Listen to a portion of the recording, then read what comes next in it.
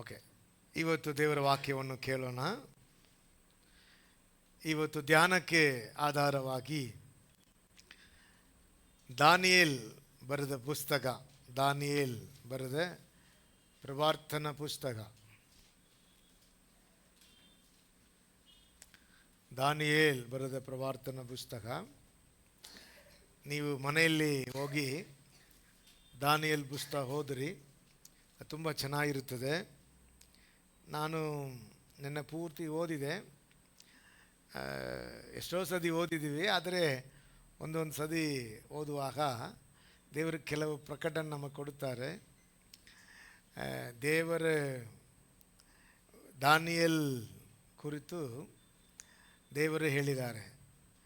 ಮತ್ತಾಯನು 24ನೇ ಅಧ್ಯಾಯದಲ್ಲಿ ಬರೆಯಲ್ಪಟ್ಟಿದೆ. ದಾನಿಯೇಲ್ ಕೊನೆ ದಿನಗಳಲ್ಲಿ ಬರುವ ನಾಶನವನ್ನು ಕುರಿತು ಬರೆದಿದ್ದಾನೆ ಎಂದು ಯೇಸು ಸ್ವಾಮಿ ಅಲ್ಲಿ ಮೆನ್ಷನ್ ಮಾಡ್ತಾರೆ. ಓಕೆ, ಆದ್ದರಿಂದ ನಾನೇನು ಮಾಡಿದ್ದೆ, ದಾನಿಯೇಲ್ ಪುಸ್ತಕ ಓದೋಕ್ಕೆ ಇಷ್ಟೆಲ್ಲ ಓದ್ತೀವಿ, ಆದರೆ ನಾವು ಶುರು ಮಾಡುವಾಗ ಒಂದು ಕಾರ್ಯ ನನಗೆ ತುಂಬ ಆಶ್ಚರ್ಯವಾಗಿ ನನಗಿತ್ತು. ಅದು ನಿಮ್ಮೊಂದಿಗೆ ಹಂಚಿಕೊಳ್ಳಬೇಕೆಂದು ಇಷ್ಟಪಟ್ಟೆ. ದಾನಿಯೇಲ್ ಪುಸ್ತಕದಲ್ಲಿ 3ನೇ ಅಧ್ಯಾಯ, ಮೈಕ್ ಕೊಡಿ.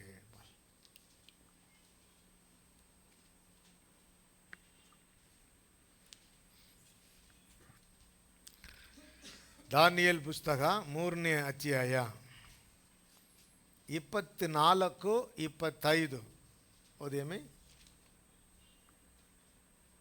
ಆಗ ರಾಜನಾದ ನೆಬೂಕದ್ನೆಚ್ಚರನು ಬೆಚ್ಚಿಬಿದ್ದು ತಟ್ಟನೆ ಎದ್ದು ತನ್ನ ಮಂತ್ರಿಗಳನ್ನು, ಕಟ್ಟಿದ ಮೂವರನ್ನು ನಾವು ಬೆಂಕಿಯೊಳಗೆ ಹಾಕಿಸಲಿಲ್ಲವೋ ಎಂದು ಕೇಳಲು ಅವರು ರಾಜನಿಗೆ ಅರಸೆ, ಹೌದು ಸತ್ಯ ಎಂದು ಉತ್ತರ ಕೊಟ್ಟರು. ಅದಕ್ಕೆ ಅವನು, ಇಗೋ ಕಟ್ಟಿಲ್ಲದ 4 ನೋಡುತ್ತೇನೆ, ಬೆಂಕಿಯಲ್ಲಿ ತಿರುಗಾಡುತ್ತಿದ್ದಾರೆ, ಅವರಿಗೆ ಯಾವ ಹಾನಿಯೂ ಇಲ್ಲ. 4ನೇಯವನ ರೂಪವು ದೇವಕುಮಾರನ ರೂಪದಂತಿದೆ ಎಂದು ಹೇಳಿ ದಗದಗನೆ ಉರಿಯುವ ಆವಿಗೆಯ ಬಾಯಿಯ ಬಳಿಗೆ ಹೋಗಿ ಪರಾತ್ಪರ ದೇವರ ಸೇವಕರಾದ ಶದ್ರಕ್, ಮೇಷಕ್, ಅಬೇದ್ನೆಗೋ ಎಂಬವರೇ. 25 ಸಾಕು. ಓಕೆ, 24 2 ಕಾರ್ಯ ತಿರುಗಿ ಓದಿ ಮಿಮ್ಮ. 4 ಜನರು ಕಟ್ಟಿದ 3 ನಾವು ಬೆಂಕಿಯೊಳಗೆ ಹಾಕಿಸಲಿಲ್ಲವೋ ಎಂದು ಹೇಳಲು ಅವರು ರಾಜನಿಗೆ ಅರಸೆ, ಹೌದು ಸತ್ಯ ಎಂದು ಉತ್ತರ ಕೊಟ್ಟರು. ಅದಕ್ಕೆ ಅವನು, ಇಗೋ ಕಟ್ಟಿಲ್ಲದ 4 ನೋಡುತ್ತೇನೆ, ಬೆಂಕಿಯಲ್ಲಿ ತಿರುಗಾಡುತ್ತಿದ್ದಾರೆ, ಬೆಂಕಿಯಲ್ಲಿ ತಿರುಗಾಡುತ್ತಾರೆ, ಅವರಿಗೆ ಯಾವ ಹಾನಿಯೂ ಇಲ್ಲ. ನೋಡ್ರಿ, ಬೆಂಕಿಯಲ್ಲಿ ಬಿಡುಗಡೆಯಾಗಿ ತಿರುಗಾಡುತ್ತಾರೆ. ತಮಿಳು ಭಾಷೆ ಅಂದ್ರೆ ಹಿಂಗಿದೆ, ಬಿಡುಗಡೆಯಾಗಿ ತಿರುಗಾಡುತ್ತಾರೆ, ಅವರಿಗೆ ಯಾವ ಹಾನಿಯೂ ಇಲ್ಲ. ಬೆಂಕಿ ಒಳಗೆ ಇದ್ದಾರೆ, ಅವರಿಗೆ ಯಾವ ಹಾನಿಯೂ ನಡೆದಿಲ್ಲ.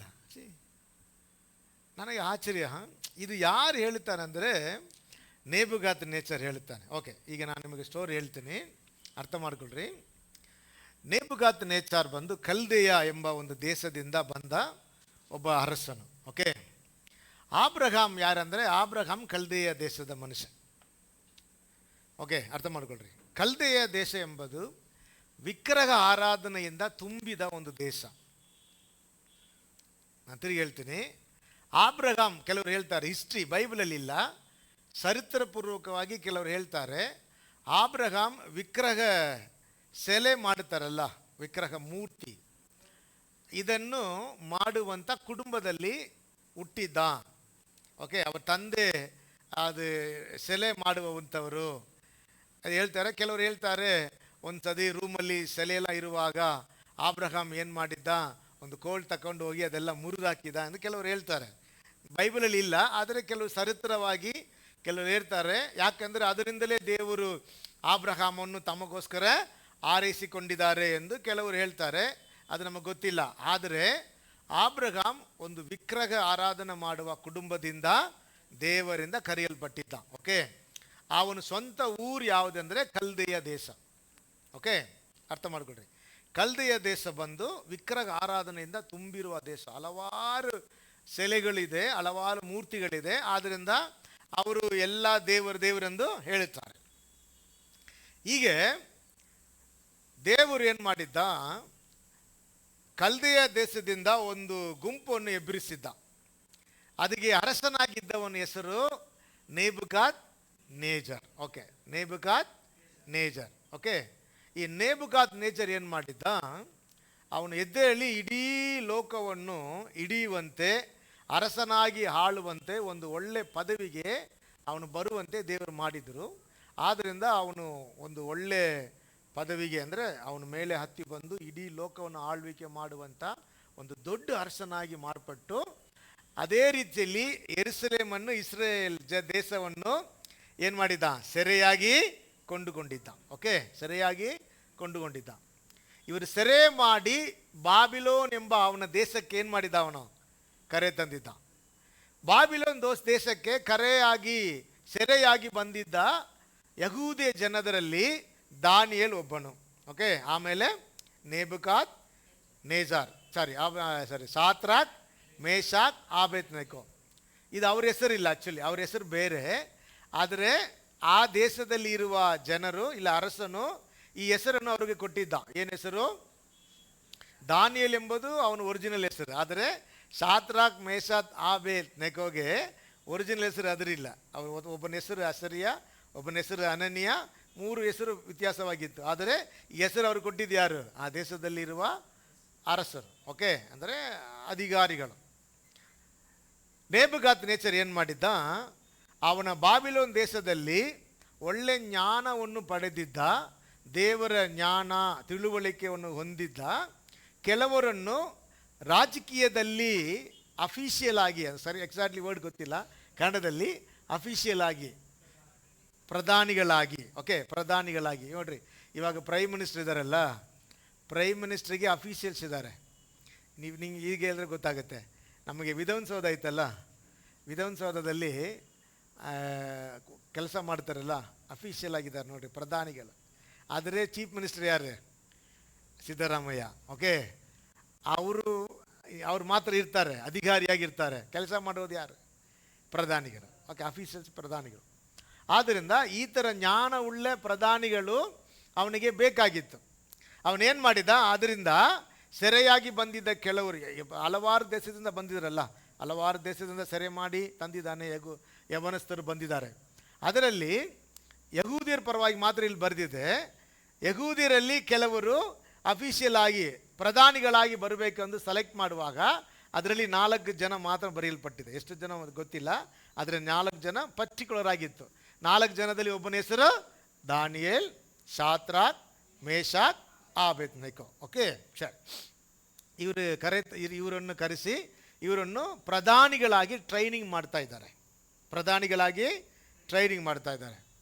ಆವಾಗ ಅವರು ಟ್ರೈನಿಂಗ್ ಮಾಡಿ 3 ವರ್ಷ ಟ್ರೈನಿಂಗ್ ಕೊಟ್ಟು ಅವರನ್ನು ಮೇಲೆ ಹತ್ತಿ ಬರ್ತಾ ಇರುವಾಗ 3 ವರ್ಷ ಅವರು ಕೊಡಬೇಕು. ಆದಮೇಲೆ ಪ್ರಧಾನಿಗಳನ್ನು ಕರೆಸಿ ತನಗೆ ಪ್ರಧಾನಿಗಳಾಗ ನೇಮಿಸುತ್ತಾನೆ. ಆವತ್ತು ರಾತ್ರಿ ನೇಬುಕಾದ್ ನೇಜರಿಗೆ ಒಂದು ಕನಸು ಬರುತ್ತೆ. ಒಂದು ಕನಸು. ಆ ಕನಸನ್ನು ಅವನಿಗೆ ಬಂದಿದ ತಕ್ಷಣ ಅವನ ಹೃದಯದಲ್ಲಿ ತುಂಬ ಕಳವಳ ಬಂದಿತ್ತು, ವೇದನೆ ಬಂದಿತ್ತು. ಅವ ದಿಗ್ಭ್ರಮೆ ಆದ. ಏನಾದ? ದಿಗ್ಭ್ರಮ ಆದ. ಆದ್ದರಿಂದ ಅದಕ್ಕೆ ಇಂಟರ್ಪ್ರಿಟೇಷನ್ ಹೇಳಿರೋದು, ಅದನ್ನು ಬಿಡಿಸಿ ಹೇಳಬೇಕು. ಆ ಬಂದಿರುವ ಕನಸು ಮತ್ತು ಅದು ಬಿಡಿಸಿ ಹೇಳಬೇಕು ಅಂದು ಎಲ್ಲರನ್ನು ಅವನು ಕರೆಸ್ತಾನೆ. ಯಾರಿದ್ದಾರೆ ಅಲ್ಲಿ ಆ ದೇಶದಲ್ಲಿ ಅಸ್ಟ್ರಾಲಜ್, ಕನ್ನಡದಲ್ಲಿ ಏನು ಹೇಳ್ತಾರೆ ಅಸ್ಟ್ರಾಲಜರ್ಗೆ? ಜ್ಯೋತಿಷ ಮಾಡುವವರು, ಆಮೇಲೆ ವಿಚ್ ಕ್ರಾಫ್ಟ್ ಮಾಡುವವರು, ಇವರೆಲ್ಲ ಅಲ್ಲಿ ಇರ್ತಾರೆ. ನಾನು ಇದು ಓದುವಾಗ ತುಂಬ ಕಾರ್ಯ ನನಗೆ ಗೊತ್ತಾಯಿತು. ಸೊ ಆದರೆ ಬಿಡಿಸಿ ಹೇಳೋಕ್ಕೆ ನಮಗೆ ಸಮಯ ಇಲ್ಲ, ನಾನು ಬೇಕಾದ ಕಾರ್ಯ ಮಾತ್ರ ಹೇಳ್ತೇನೆ ನೋಡಿರಿ. ಆವಾಗ ಇವರೆಲ್ಲರೂ ಬಂದು ಅರಸನ ಮುಂಭಾಗ ನಿಲ್ಲುವಾಗ ಅರಸನ ಹೇಳ್ತಾನೆ, ನಿನ್ನೆ ರಾತ್ರಿ ನನಗೆ ಒಂದು ಕನಸು ಬಂತು, ಆ ಕನಸನ್ನು ನೀವು ನನಗೆ ಹೇಳಬೇಕು, ಆಮೇಲೆ ಅದನ್ನು ಬಿಡಿಸಿ ನನಗೆ ಹೇಳಬೇಕು, ಇಂಟರ್ಪ್ರಿಟೇಷನ್ ಮಾಡಬೇಕು. ಆದರೆ ಎಲ್ಲರಿಗೂ ಆಶ್ಚರ್ಯ, ಒಬ್ಬನಿಗೆ ಬರುವಂಥ ಕನಸು ಇನ್ನೊಬ್ಬರು ಮನುಷ್ಯನಿಗೆ ಹೇಗೆ ಗೊತ್ತಾಗುತ್ತೆ?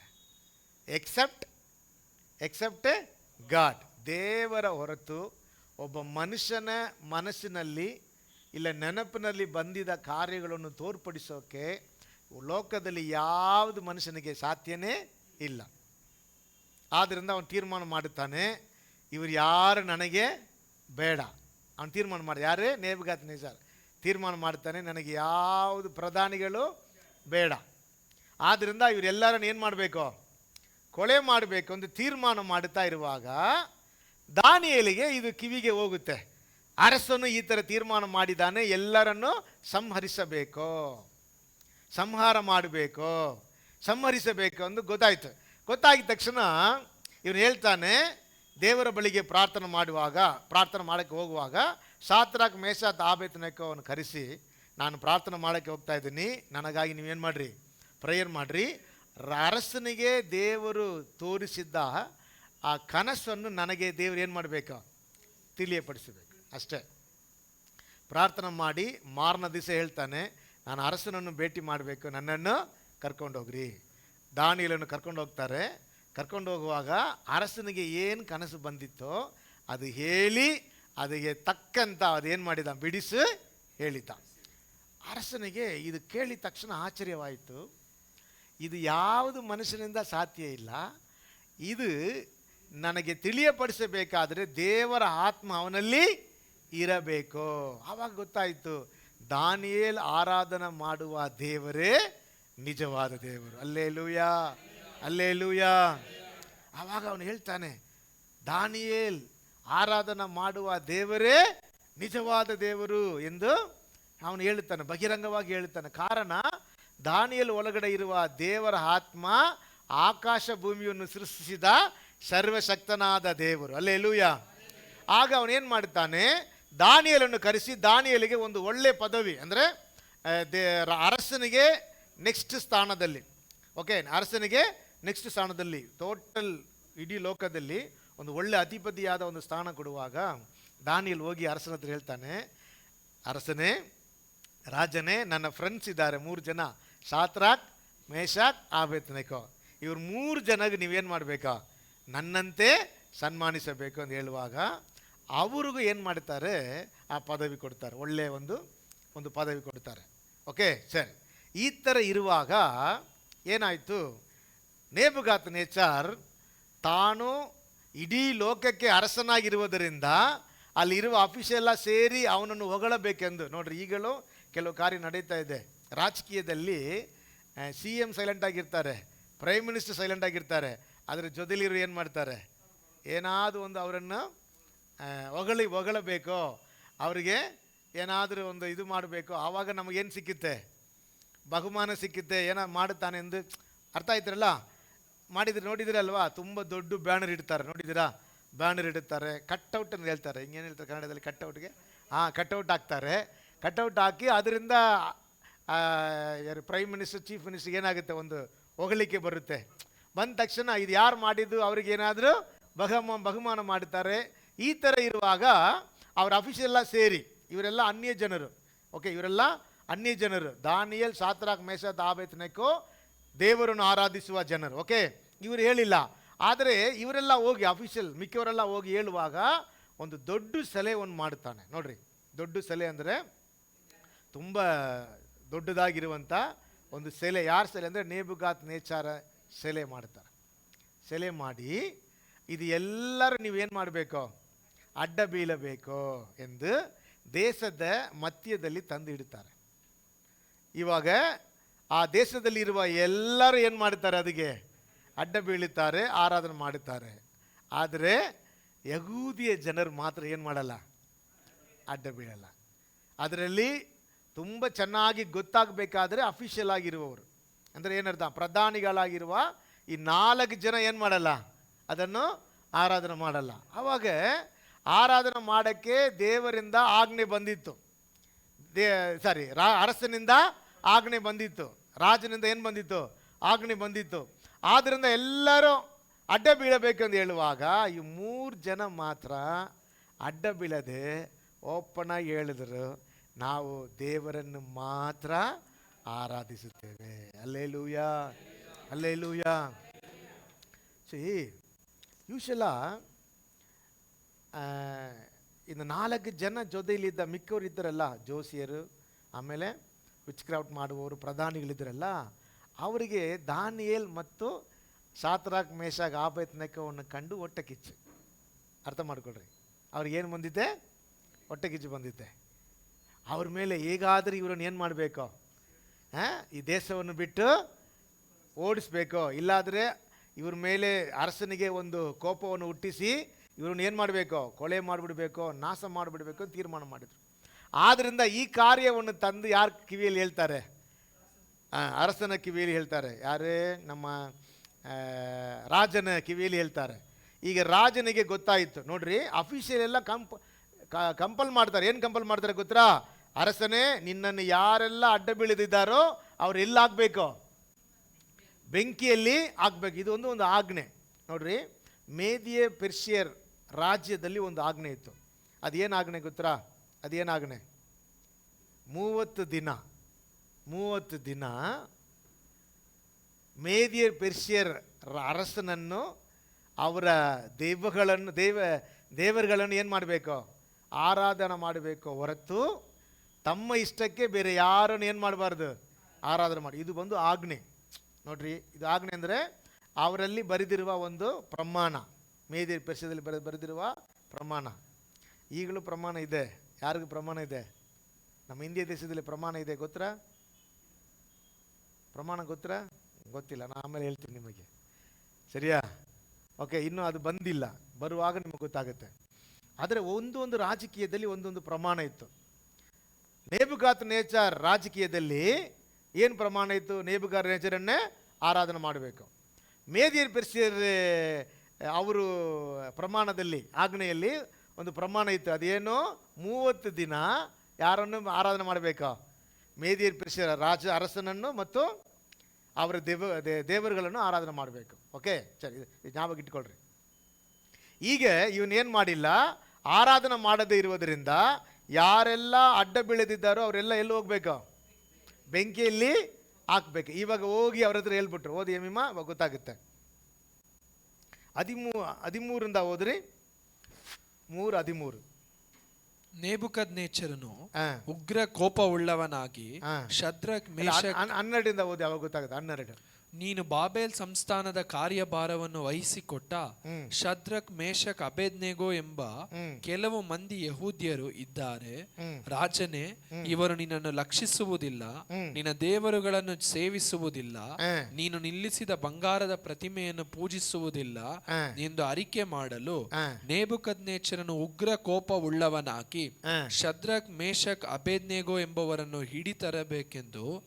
ಹಿಡತರಬೇಕೆಂದು ಆಜ್ಞಾಪಿಸಿದನು.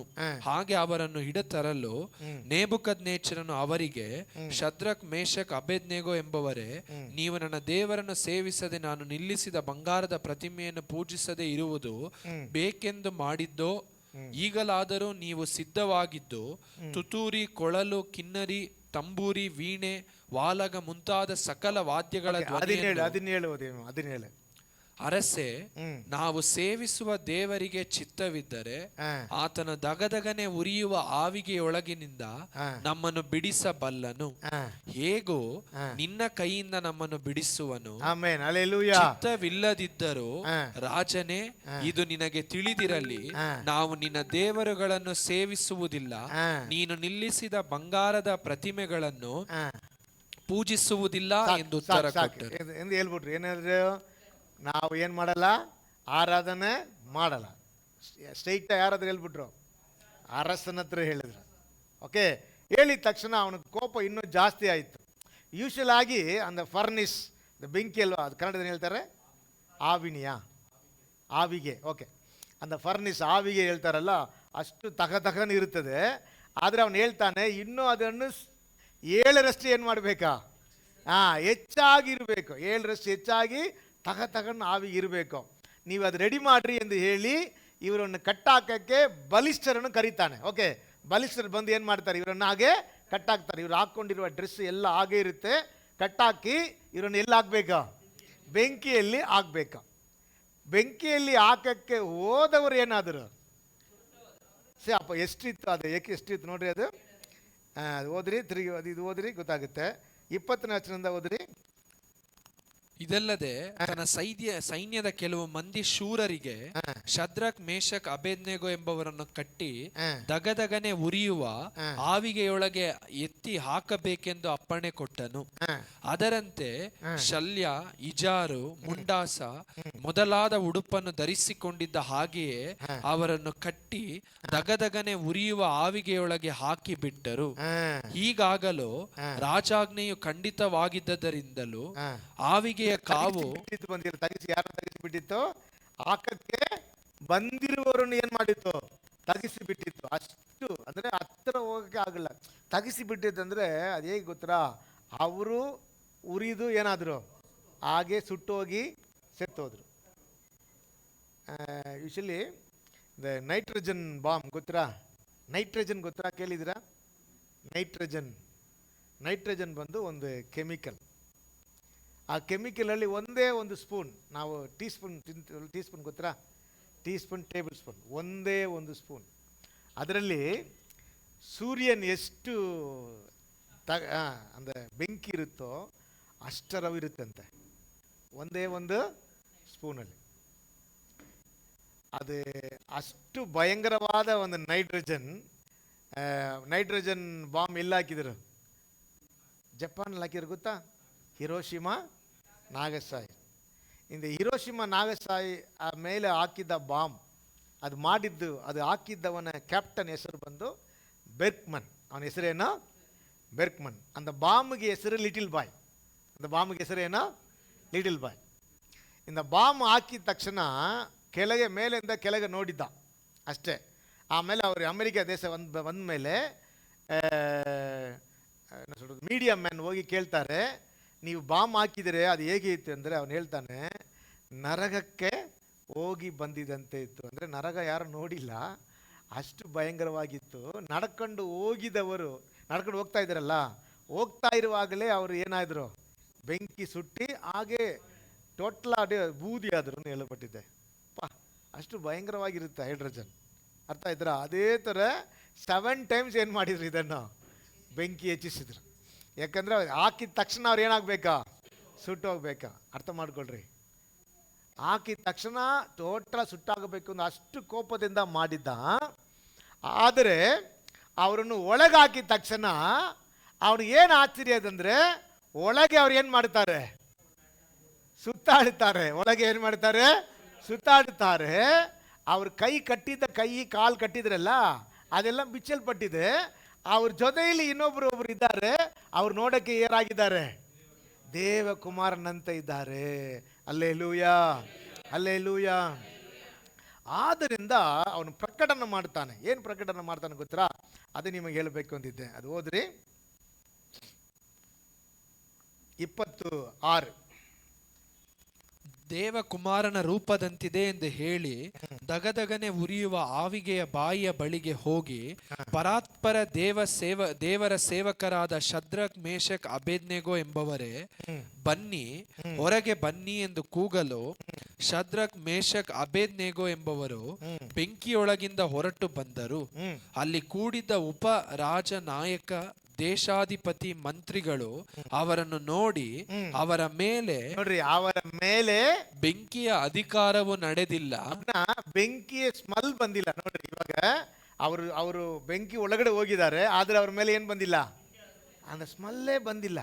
ಬೆಂಕಿಯಲ್ಲಿ ಹಾಕಲ್ಪಟ್ಟಿದ್ದ ಸ್ಮೆಲ್ ಅವ್ರ ಮೇಲೆ ಇಲ್ಲ. ಆಮೇಲೆ ಅವರ ತಲೆ ಕೂದಲು ಸುಟ್ಟಿಲ್ಲ, ಅವರ ಶಲ್ಯಗಳಿಗೆ ವಿಕಾರವಿಲ್ಲ, ಬೆಂಕಿಯ ವಾಸನೆಯೇ ಮುಟ್ಟಿಲ್ಲ ಎಂದು ತಿಳಿದುಕೊಂಡರು.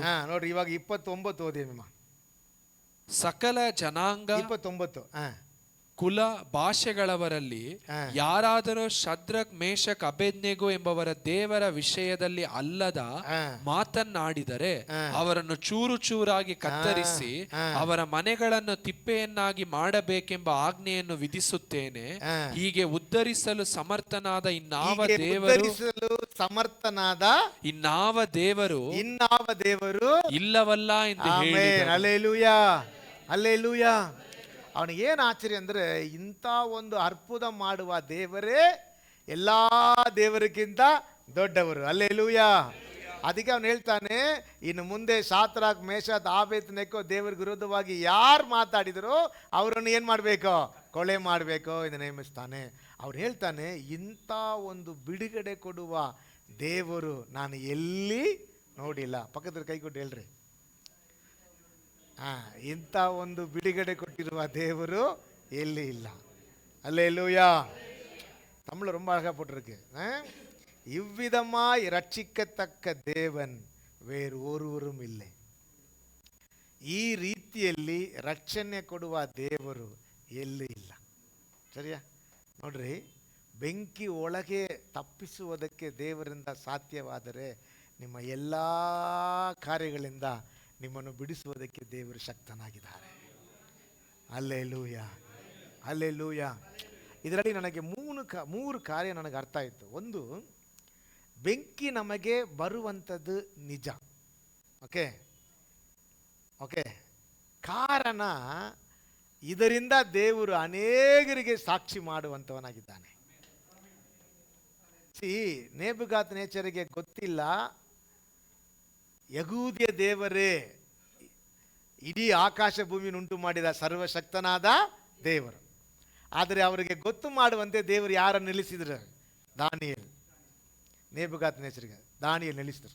ಅವಾಗ ನೇಬುಕಾದ್ನೆಚ್ಚರ ಹೇಳ್ತಾನೆ, ದಾನಿಯೇಲಿನ ದೇವಮೇ ನಿಜವಾದ ದೇವ. ಹಲ್ಲೆಲೂಯಾ. ಇಡೀ ಲೋಕದಲ್ಲಿರುವ ಎಲ್ಲರಿಗೂ ಲೆಟರ್ ಬರೀತಾನೆ. ಬೈಬಲ್ ಹೇಳ್ತದೆ, ಲೆಟರ್ ಬರೀತಾನೆ ಏನೆಂದು? ದಾನಿಯೇಲಿನ ದೇವನೇ ನಿಜವಾದ ದೇವನು. ಅರ್ಥ ಆಯ್ತಾ? D understand? ಅದೇ ರೀತಿಯಲ್ಲಿ ನೇಬುಕಾದ್ನೆಚ್ಚರಿಗೆ ಇನ್ನೊಂದು ಕಾರ್ಯ ಗೊತ್ತಾಗಿತ್ತು. ಏನಂದರೆ, ಬೆಂಕಿಯಿಂದಲೂ ಬಿಡುಗಡೆ ಕೊಡೋಕ್ಕೆ ಅವರ ಹೊರತು ಬೇರೆ ಯಾರಿಗೂ ಶಕ್ತಿ ಇಲ್ಲ. Hallelujah, hallelujah. ಆದ್ದರಿಂದ ಅವನು ಹೇಳ್ತಾನೆ, ಇಂಥ ರಕ್ಷಣೆ ಕೊಡುವ ದೇವರು ಇಡೀ ಲೋಕದಲ್ಲಿ ಎಲ್ಲೂ ಇಲ್ಲ. ಆದ್ದರಿಂದ ಆತನಿಗೆ ವಿರುದ್ಧವಾಗಿ ಮಾತಾಡುವ ಎಲ್ಲರೂ ಕೊಲೆ ಮಾಡಬೇಕು ಅಂತ ಹೇಳ್ಬಿಟ್ಟ. ಅರ್ಥ ಆಯ್ತರ? ಇವಾಗ ಬೆಂಕಿ ಇರುತ್ತದೆ, ಆದರೆ ನೀವು ತಪ್ಪಾಗ ಬೇಸರ ಅನ್ಸ್ಕೋಬೇಡ್ರಿ. ಈ ಥರ ಪ್ರಾಬ್ಲಮ್ ಬರುತ್ತದೆ ಅನ್ಸ್ಕೋಬೇಡ್ರಿ.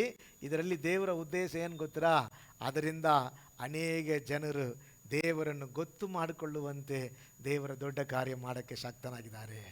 Hallelujah, hallelujah. ಬೆಂಕಿ ಒಳಗಡೆ ಹೋದರು, ಅರ್ಪುತ ಮಾಡಿದರು, ಇಡೀ ಲೋಕಕ್ಕೆ ಗೊತ್ತಾಯಿತು ಇಸ್ರಾಯೇಲಿನ ದೇವರೇ ನಿಜವಾದ ದೇವರು. ಅರ್ಥ ಆಯ್ತಾ? ಹಲ್ಲೆಲೂಯಾ. ಆದ್ದರಿಂದ ಇದು ಅವನಿಗೆ ಆಶ್ಚರ್ಯವಾಗುವಾಗ 4 ಕಾರ್ಯ ಅವನಿಗೆ ತಿಳಿಯ ಬಂದಿತ್ತು. ನೋಡ್ರಿ, ಯಾರಿಗೆ ತಿಳಿಯ ಬಂದಿತ್ತು? ನೇಬುಕಾದ್ನೆಚ್ಚರನಿಗೆ. ಈ 4 ಕಾರ್ಯ ಅವನು ಹೇಳಿ ಆಶ್ಚರ್ಯವಾಗಿ ಹೇಳ್ತಾನೆ, ಇವರಿಗೆ ಇಂಥ ಬಿಡುಗಡೆ ಕೊಟ್ಟಿದ್ದಕ್ಕೆ ರಹಸ್ಯ ಏನೆಂದು ಹೇಳ್ತಾನೆ. ಇದು ಯಾರು ಹೇಳೋದು? ನೇಬುಕಾದ್ನೆಚ್ಚರ ಹೇಳ್ತಾನೆ. ಅರ್ಥ ಮಾಡ್ಕೊಳ್ರಿ, ನಮಗೆ ಕೆಲವು ಸಮಯದಲ್ಲಿ ಹೋರಾಟಗಳು, ಕಷ್ಟಗಳು ಬೆಂಕಿಯಂತೆ ಇರ್ಬೋದು. ಆದರೂ ನೀವು ಅದು ಒಳಗಡೆ ಇದ್ದೀರಿ ಎಂದು ಅನಿಸ್ಕೋಬೇಡ್ರಿ. ನಿಮ್ಮ ಜೊತೆಯಲ್ಲಿ ಯಾರಿದ್ದಾರೆ? ದೇವರಿದ್ದಾರೆ. ಹಲ್ಲೆಲೂಯಾ. ಅವ್ರು 3 ಜನ ಮಾತ್ರ ಹಾಕಿದರು, ಆದರೆ ಯಾರಿಗೂ ಗೊತ್ತಿಲ್ಲ. ನಾನು ಅನ್ನಿಸ್ತಾ ಇದ್ದೀನಿ ಯಾರಿಗೂ ಗೊತ್ತಾಗೋದಿಲ್ಲ. ಆದರೆ ಯಾರು ಗೆತ್ತು ಮಾಡಿದ್ರು? ದೇವರು ಅರಸನಿಗೆ ಗೊತ್ತು ಮಾಡಿದ್ರು. Hallelujah, hallelujah. ದೇವರು ನಿಮ್ಮ ಜೊತೆಯಲ್ಲಿದ್ದಾರೆ. ಆದರೆ ನಿಮ್ಮ ಕಣ್ಣಿಗೆ ಕಾಣದೇ ಇರುತ್ತದೆ, ನಿಮ್ಮ ಕಿವಿಗೆ ಕೇಳದಿರುತ್ತದೆ. ಅದರ ನಿಜ ಏನು ಗೊತ್ತಾ?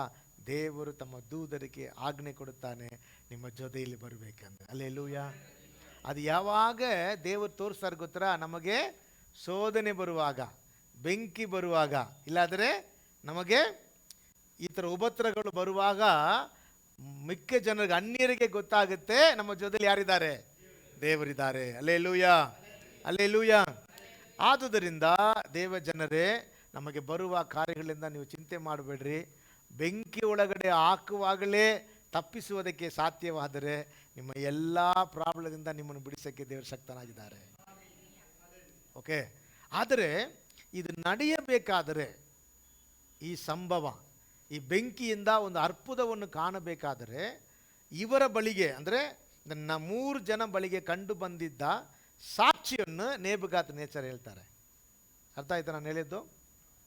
ಈ ಬೆಂಕಿಯಲ್ಲಿ ಈ ಸಾಕ್ಷಿ ಬರಬೇಕಾದರೆ ಅದಕ್ಕೆ ಕಾರಣ ಏನು ಯಾರು ಹೇಳ್ತಾನೆ? ನೇಬುಕಾದ್ನೆಚ್ಚರ ಹೇಳ್ತಾನೆ. 4 ಕಾರ್ಯ ಹೇಳ್ತಾರೆ. ಈ 4 ಕಾರ್ಯದಿಂದಲೇ ಶಾದ್ರಾಕ್ ಮೇಷಕ್ ಆಬೇದ್ನೆಗೋಗೆ ಈ ದೊಡ್ಡ ಅರ್ಪುತ ದೇವರು ಮಾಡಿದ. ಅರ್ಥ ಮಾಡ್ಕೊಳ್ರಿ, ನಮ್ಮ ಜೀವಿತದಲ್ಲಿಯೂ ದೇವರು ಹಲವಾರು ಅದ್ಭುತಗಳೆಲ್ಲ அதிசಯವನ್ನು ಮಾಡಿ ಮಿಕ್ಕವರಿಗೆ ತೋರಿಸ್ಬೇಕಾದರೆ ನಾವು ಈ 4 ಕಾರ್ಯದಲ್ಲಿ ನಿಲ್ಲಬೇಕು. ಅದು ಮಾತ್ರ ಹೇಳಿ ಮುಗಿಸೋಕ್ಕೆ ನಾನು ಇಷ್ಟಪಟ್ಟೆ. ಕಾರಣ ನಾವು ಇನ್ನೊಬ್ಬರಿಗೆ ತಿಳಿಯಪಡಿಸಬೇಕು, ಇಸ್ರಾಯೇಲಿನ ದೇವನಾದ ಕರ್ತನೇ ನಿಜವಾದ ದೇವರು. ಸರಿಯಾ? ಆದರೆ ನಾವು ಎಷ್ಟೋ ಸ್ವಾರ್ಥ ಸಾರಿದ್ರು, ಎಷ್ಟೋ ಕಾರ್ಯ ಹೇಳಿದರೂ ಇನ್ನೂ ಜನರ ಹೃದಯ ಏನಾಗಲ್ಲ, ತೆರೆಯಲ್ಪಡದೇ ಇರುತ್ತದೆ. ಇನ್ನೂ ಅವರು ದೇವರು ನಂಬದೇ ಇದ್ದಾರೆ. ಆದರೆ ನಂಬ ಮೂಲಕವಾಗಿ ದೇವರು ತಮ್ಮನ್ನು ತೋರಿಸೋಕ್ಕೆ ದೇವರು ಇಷ್ಟಪಡುತ್ತಾನೆ. Hallelujah, hallelujah. ಆದ್ದರಿಂದ ಇಷ್ಟು ದೊಡ್ಡ ಅದ್ಭುತ ಕಾರ್ಯಗಳು ನಮ್ಮ ಜೀವಿತದಲ್ಲಿ ನಡೆಯಬೇಕಾದರೆ ಸಾತ್ರಾಕ್ ಆಬೇದ್ನೆಗೋ ಅಂತೆ ನಾವು ನಮ್ಮ ಜೀವಿತದಲ್ಲಿ ಅವರಂತೆ ವೈರಾಗ್ಯವುಳ್ಳ ಜನರಾಗಿರಬೇಕು. ಓಕೆ, ಈ 4 ಜನ ಅವನೇ ಹೇಳ್ತಾ, 4 ಕಾರ್ಯ ಅವನೇ ಹೇಳ್ತಾನೆ ನೋಡ್ರಿ. ಹೋದ್ರಿ 3ನೇ ಅಧ್ಯಾಯದಲ್ಲಿ 28. ಆಗ ನೆಬೂಕದ್ನೆಚ್ಚರನು, ನೋಡ್ರಿ, ಆಗ ನೆಬೂಕದ್ನೆಚ್ಚರನು ಶದ್ರಕ್ ಮೇಷಕ್ ಅಬೇದ್ನೆಗೋ ಎಂಬವರ ದೇವರಿಗೆ ಸ್ತೋತ್ರವಾಗಲಿ, ಆತನು ತನ್ನ ದೂತನನ್ನು ಕಳುಹಿಸಿ ತನ್ನಲ್ಲಿ ಭರವಸವಿಟ್ಟು ರಾಜಾಜ್ಞೆಯನ್ನು ಜಯಿಸಿ ತನ್ನನ್ನೇ ಹೊರತು ಇನ್ನಾವ ದೇವರನ್ನು ಸೇವಿಸಿ ಪೂಜಿಸಬಾರದೆಂದು ಸ್ವದೇಹಗಳನ್ನು ಮರಣಕ್ಕೆ ಒಪ್ಪಿಸಿದ ತನ್ನ ಸೇವಕರನ್ನು ಉದ್ಧರಿಸಿದ್ದಾನಲ್ಲ. Amen, hallelujah. 4 ಕಾರ್ಯ ಹೇಳ್ತಾನೆ ನೋಡ್ರಿ, 4 ಕಾರ್ಯ. ಈ ಅತಿಶಯವನ್ನು ಅವರಿಗೆ ನಡೆಯಬೇಕಾದರೆ ಈ 4 ಕಾರ್ಯ ಜೀವನದಲ್ಲಿ ಬಂದಿತ್ತು ನೋಡ್ರಿ. ತಿರುಗಿ ಓದಿ ಅಮ್ಮ. ಹಾಗೆ ನೆಬೂಕದ್ನೆಚ್ಚರನು ಶದ್ರಕ್ ಮೇಷಕ್ ಅಬೇದ್ನೆಗೋ ಎಂಬುವರ ದೇವರಿಗೆ ಸ್ತೋತ್ರವಾಗಲಿ, ಸಾಕು ದೇವರಿಗೆ ಸ್ತೋತ್ರವಾಗಲಿ ಎಂದು ಹೇಳಿ ಆತನು ತನ್ನ ದೂತನನ್ನು ಕಳುಹಿಸಿ ತನ್ನಲ್ಲಿ ಭರವಸವಿಟ್ಟು ಆಕ್ಚುಲಿ ಕನ್ನಡ ಭಾಷೆ ಅಂದ್ರೆ ಹೆಂಗ್ ಬಂದಿದೆ ಅಂದ್ರೆ, ಆತನ ದೂತರನ್ನು ಕಳಿಸಿ ಈ ಥರ ಎಲ್ಲ ಮಾಡಿರುವಾಗ ಅವರನ್ನು ಬಿಡಿಸಿದ್ದಾನೆ ಬಂದಿದೆ. ತಮಿಳು ಭಾಷೆ ಅಂದ್ರೆ ಹೆಂಗೆ ಬಂದಿದೆ ಅಂದರೆ, ಇಂಥವರಾಗಿ ಅವರು ಇದ್ದಿದ್ದರಿಂದ ತಮ್ಮ ದೂತರನ್ನು ಕಳಿಸಿ ಅವ್ರಿಗೇನು ಮಾಡಿದ್ದಾನೆ, ಬಿಡುಗಡೆ ಕೊಟ್ಟಿದ್ದಾನೆ. ಹಲ್ಲೆಲೂಯಾ. ಅರ್ಥ ಆಯ್ತಾ?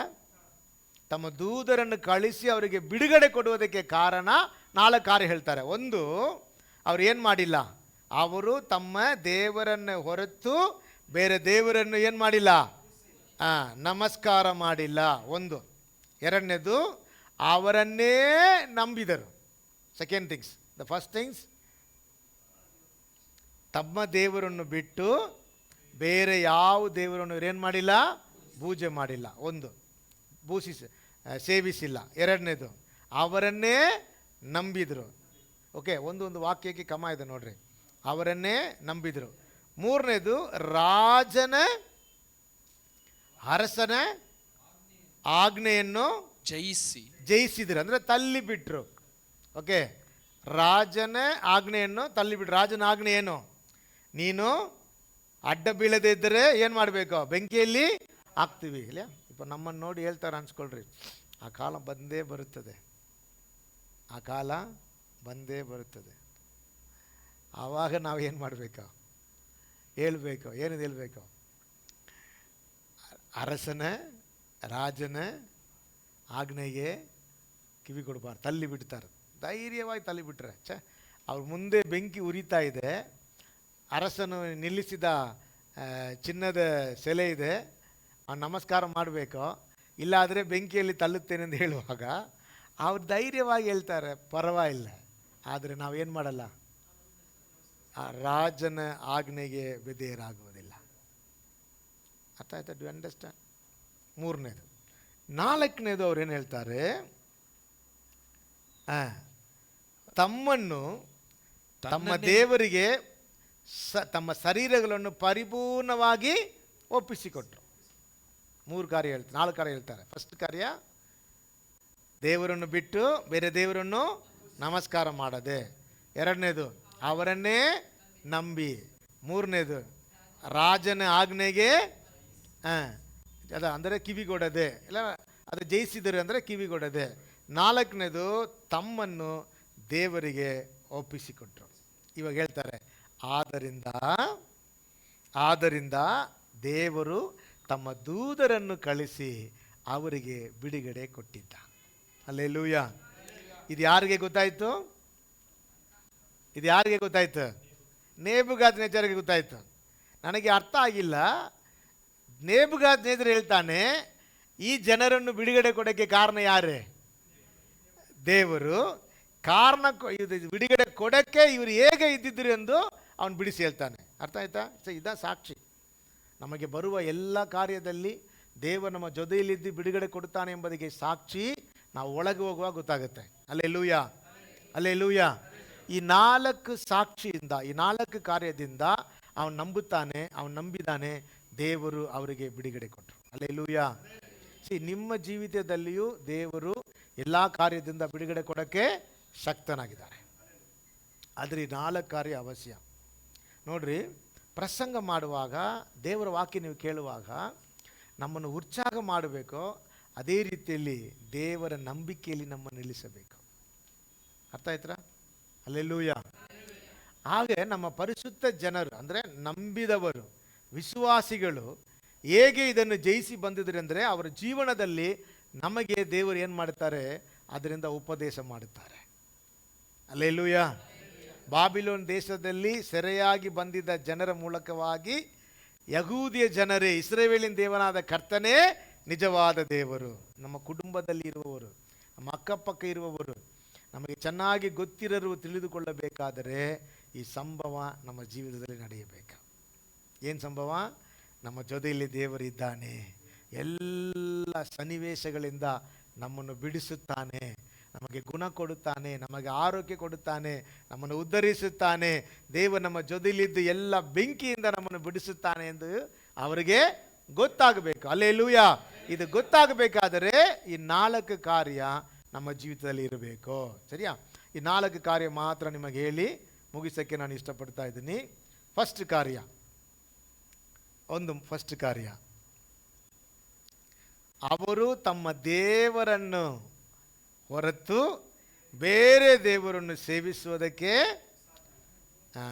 ಸರಿಯಾ ತೀರ್ಮಾನ ಮಾಡಿದ್ರು. They decided. ಓಕೆ, ಸರಿಯಾ?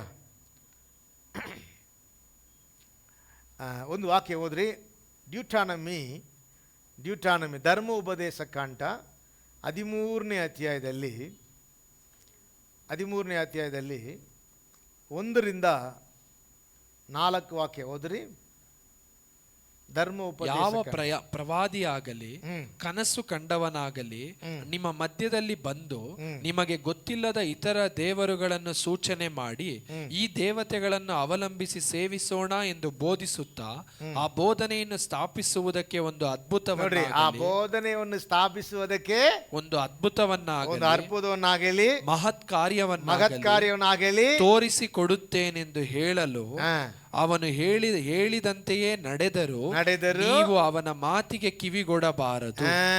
ನಿಮ್ಮ ದೇವರಾದ ಯೆಹೋವನು ಇವರು ಸಂಪೂರ್ಣ ಹೃದಯದಿಂದಲೂ ಮನಸ್ಸಿನಿಂದಲೂ ತನ್ನನ್ನೇ ಪ್ರೀತಿಸುವವರು ಹೌದೋ ಅಲ್ಲವೋ ಎಂಬುದನ್ನು ತಿಳಿದುಕೊಳ್ಳುವುದಕ್ಕೆ ನಿಮ್ಮನ್ನು ಪರೀಕ್ಷಿಸುತ್ತಾನೆ. ಸರಿಯಾ? ನೆಕ್ಸ್ಟ್ ವಾಕ್ಯ ಓದಿ. ಆತನು ಹೇಳುವ ಮಾರ್ಗದಲ್ಲೇ ನೀವು ನಡೆದು ಆತನಲ್ಲಿಯೇ ಭಯಭಕ್ತಿ ಉಳ್ಳವರಾಗಿ ಆತನ ಆಜ್ಞೆಗಳನ್ನೇ ಅನುಸರಿಸಿ ಆತನಿಗೆ ವಿಧೇಯರಾಗಿ ಆತನನ್ನೇ ಸೇವಿಸುತ್ತಾ ಹೊಂದಿಕೊಂಡಿರಬೇಕು. ಹಲ್ಲೆಲೂಯಾ. ಈ ಕೊನೆ ದಿನದಲ್ಲಿ ನೀವು ಚಿಕ್ಕ ಕೂಟ ಆದರೆ ನೀವು ಗೊತ್ತು ಮಾಡಿಕೊಡ್ರಿ. ಈ ಕೊನೆ ದಿನದಲ್ಲಿ ಸುಳ್ಳು ಬೋಧಕರು, ಸುಳ್ಳು ಪ್ರವಾದಿಗಳು, ಸುಳ್ಳು ಕ್ರೈಸ್ತರು ಎದ್ದೇಳಿ ದೊಡ್ಡ ಸೂಚಮ ಕಾರ್ಯಗಳನ್ನು ಮಾಡುತ್ತಾರೆ. ಓಕೆ, ಇವು ಯಾಕೆ ಮಾಡುತ್ತಾರೆ ಅಂದರೆ, ದೇವರನ್ನು ಬಿಟ್ಟು ನಾವು ಅಗಳಿಸಬೇಕೆಂದು ಅವರು ಬೇರೆ ದೇವರುಗಳನ್ನು ಸೇವಿಸುವುದಕ್ಕೆ ನಮ್ಮನ್ನು ನಡೆಸುತ್ತಾರೆ. ನೋಡ್ರಿ, ಅದ್ಭುತ ನಡೆಯುವುದೆಲ್ಲ ದೇವರಿಂದ ಅಲ್ಲ, ಅತಿಶಯ ಬರುವುದೆಲ್ಲ ದೇವರಿಂದ ಅಲ್ಲ. ಅರ್ಥ ಮಾಡ್ಕೋಬೇಕು. ಯಾಕೆ? ಅವರೆಲ್ಲರೂ ಏನು ಮಾಡುತ್ತಾರೆ? ಬೇರೆ ದೇವರುಗಳನ್ನು ಸೇವಿಸುವುದಕ್ಕೆ ನಮ್ಮನ್ನು ಮುನ್ನಡೆಸ್ತಾರೆ. ಸರಿಯಾ? ನೋಡ್ರಿ, ನಾನು ಮೊನ್ನೆ ಲಾಸ್ಟ್ ವೀಕ್ ಪಾಸ್ಟರ್ಸ್ ಮೀಟಿಂಗಲ್ಲಿ ನಾನು ಮಾತಾಡ್ತಾ ಇರುವಾಗ ಒಬ್ಬರು ಪಾಸ್ಟರ್ ಹೇಳಿದರು. ಒಬ್ಬರು ಪಾಸ್ಟರ್ ಹಿಂಗೆ ಹೇಳಿದರು. ಏನು ಹೇಳಿದ್ರು ಅಂದರೆ, ಈಗ ಒಂದು ಸಂಭವ ನಡೀತಾ ಇದೆ. ಏನು ನಡೀತಾ ಇದೆ ಅಂದರೆ, ವಿಗ್ರಹಕ್ಕೆ ನೈವೇದ್ಯ ಮಾಡಿದ್ದನ್ನು ತಿಂದಿದರೆ ಏನಿಲ್ಲ, ತಪ್ಪಿಲ್ಲ. ವಿಗ್ರಹಗಳಿಗೆ ನೈವೇದ್ಯ ಮಾಡಿದನ್ನು ತಿಂದಿದ್ರೆ ತಪ್ಪಿಲ್ಲ. ಈಗ ಹೇಳ್ತಾರೆ ದರ್ ಇಸ್ ನೋ ರಾಂಗ್. ಯಾಕೆಂದರೆ ಆ ಥರ ನೀವು ತಿನ್ನುವಾಗ ಅವರನ್ನು ಏನು ಮಾಡ್ಬೋದು, ಭೇಟಿಯಾಗಿ ಅವರಿಗೆ ಫ್ರೆಂಡ್ಸ್ ಮಾಡಿ ಅವರನ್ನು ಏನು ಮಾಡಬೇಕು, ಕ್ರಿಸ್ತನಲ್ಲಿ ಕರೆದೊರಬೇಕು ಎಂದು ಅನ್ನಿಸ್ತಾರೆ. ಇದು ತಪ್ಪು. ಅದೇ ರೀ ಇನ್ನೊಂದು ಹೇಳ್ತೀನಿ ನೋಡ್ರಿ. ಈಗ ಪಾಸ್ಟರ್ಸ್ಗಳು ಕೆಲವು ಕಾಲ ಹೇಳ್ತಾರೆ, ಏನು ಹೇಳ್ತಾರೆ ಅಂದರೆ ವಾಸ್ತುನ ಹೇಳ್ತಾರಲ್ಲ. Do not that vastu something vastu ಇಲ್ಲ. What is the mean of that vastu? ಕ್ರಮಬದ್ಧವಾಗಿರುವುದಾ? ಓಕೆ ಸಿಸ್ಟರ್ ಚೆನ್ನಾಗಿ ಗೊತ್ತು ನೋಡ್ರಿ. ವಾಸ್ತು ಹೇಳ್ತಾರೆ. ಕ್ರೈಸ್ತರು, ನನಗೆ ಚೆನ್ನಾಗಿ ಗೊತ್ತಿರುವ ಒಂದು ಹುಡುಗಿ, ಒಬ್ಬ ಸ್ತ್ರೀ, ಸಿಸ್ಟರ್ ಮನೆ ಕಟ್ತಾ ಇದ್ದಾರೆ. ಆದರೆ ಅವ್ರು ಹೇಳ್ತಾರೆ ಅಲ್ಲಿ ಏನು ಬರುತ್ತದೆ, ದೃಷ್ಟಿ ಬರುತ್ತದೆ. ಏನು ಬರುತ್ತೆ? ಯಾರಾದ್ರು ನೋಡಿದರೆ ಏನು ಬರುತ್ತೆ? ದೃಷ್ಟಿ. ನನಗೆ ಗೊತ್ತಿಲ್ಲ, ದೃಷ್ಟಿ ತಾನೆ? ಓಕೆ, ದೃಷ್ಟಿ ಆಗುತ್ತೆ. ಆಮೇಲೆ ವಾಸ್ತಲ್ಲಿ ಏನು ಮಾಡಬೇಕಾ, ಕಟ್ಟಬೇಕು. ಅರ್ಥ ಆಯ್ತಾ? ಇದೆಲ್ಲ ಎಲ್ಲಿಂದ ಬಂದಿದೆ? ಇದೆಲ್ಲ ಎಲ್ಲಿಂದ ಬಂದಿದೆ? ಇಂದ ದೃಷ್ಟಿ, ಇಂದ ವಾಸ್ತಲ್ಲ ಎಲ್ಲಿಂದ ಬಂದಿದೆ? ಅನ್ಯ ದೆವ್ವಗಳ ಕಾರ್ಯಗಳಿಂದ, ಅನ್ಯ ದೇವರ ಕಾರ್ಯಗಳಿಂದ ಬಂದಿದೆ. ದಿನ ನೋಡುವುದು, ತಿಂಗಳು ನೋಡುವುದು, ವರ್ಷ ನೋಡುವುದು, ಇದೆಲ್ಲ ಎಲ್ಲಿಂದ ಬಂದಿದೆ? ಅರ್ಥ ಆಯ್ತಾ? ಬಂದಿದೆ. ಆದರೆ ಚರ್ಚಿಗೆ ಹೋಗೋರು ಅವ್ರ ತಾಯಿ ಸೇವೆ ಮಾಡ್ತಾರೆ. ಇದನ್ನು ಸಿಸ್ಟರ್ ಹೇಳಿದ್ರಲ್ಲ, ಈ ಹುಡುಗಿ ಅವ್ರ ತಾಯಿ ಸೇವೆ ಮಾಡ್ತಾರೆ. ನನಗೆ ಅರ್ಥ ಆಗ್ತಾ ಇಲ್ಲ ಅವ್ರು ಏನು ಸೇವೆ ಮಾಡ್ತಾರೆ ಎಂದು. ಅಂಡರ್ಸ್ಟ್ಯಾಂಡ್?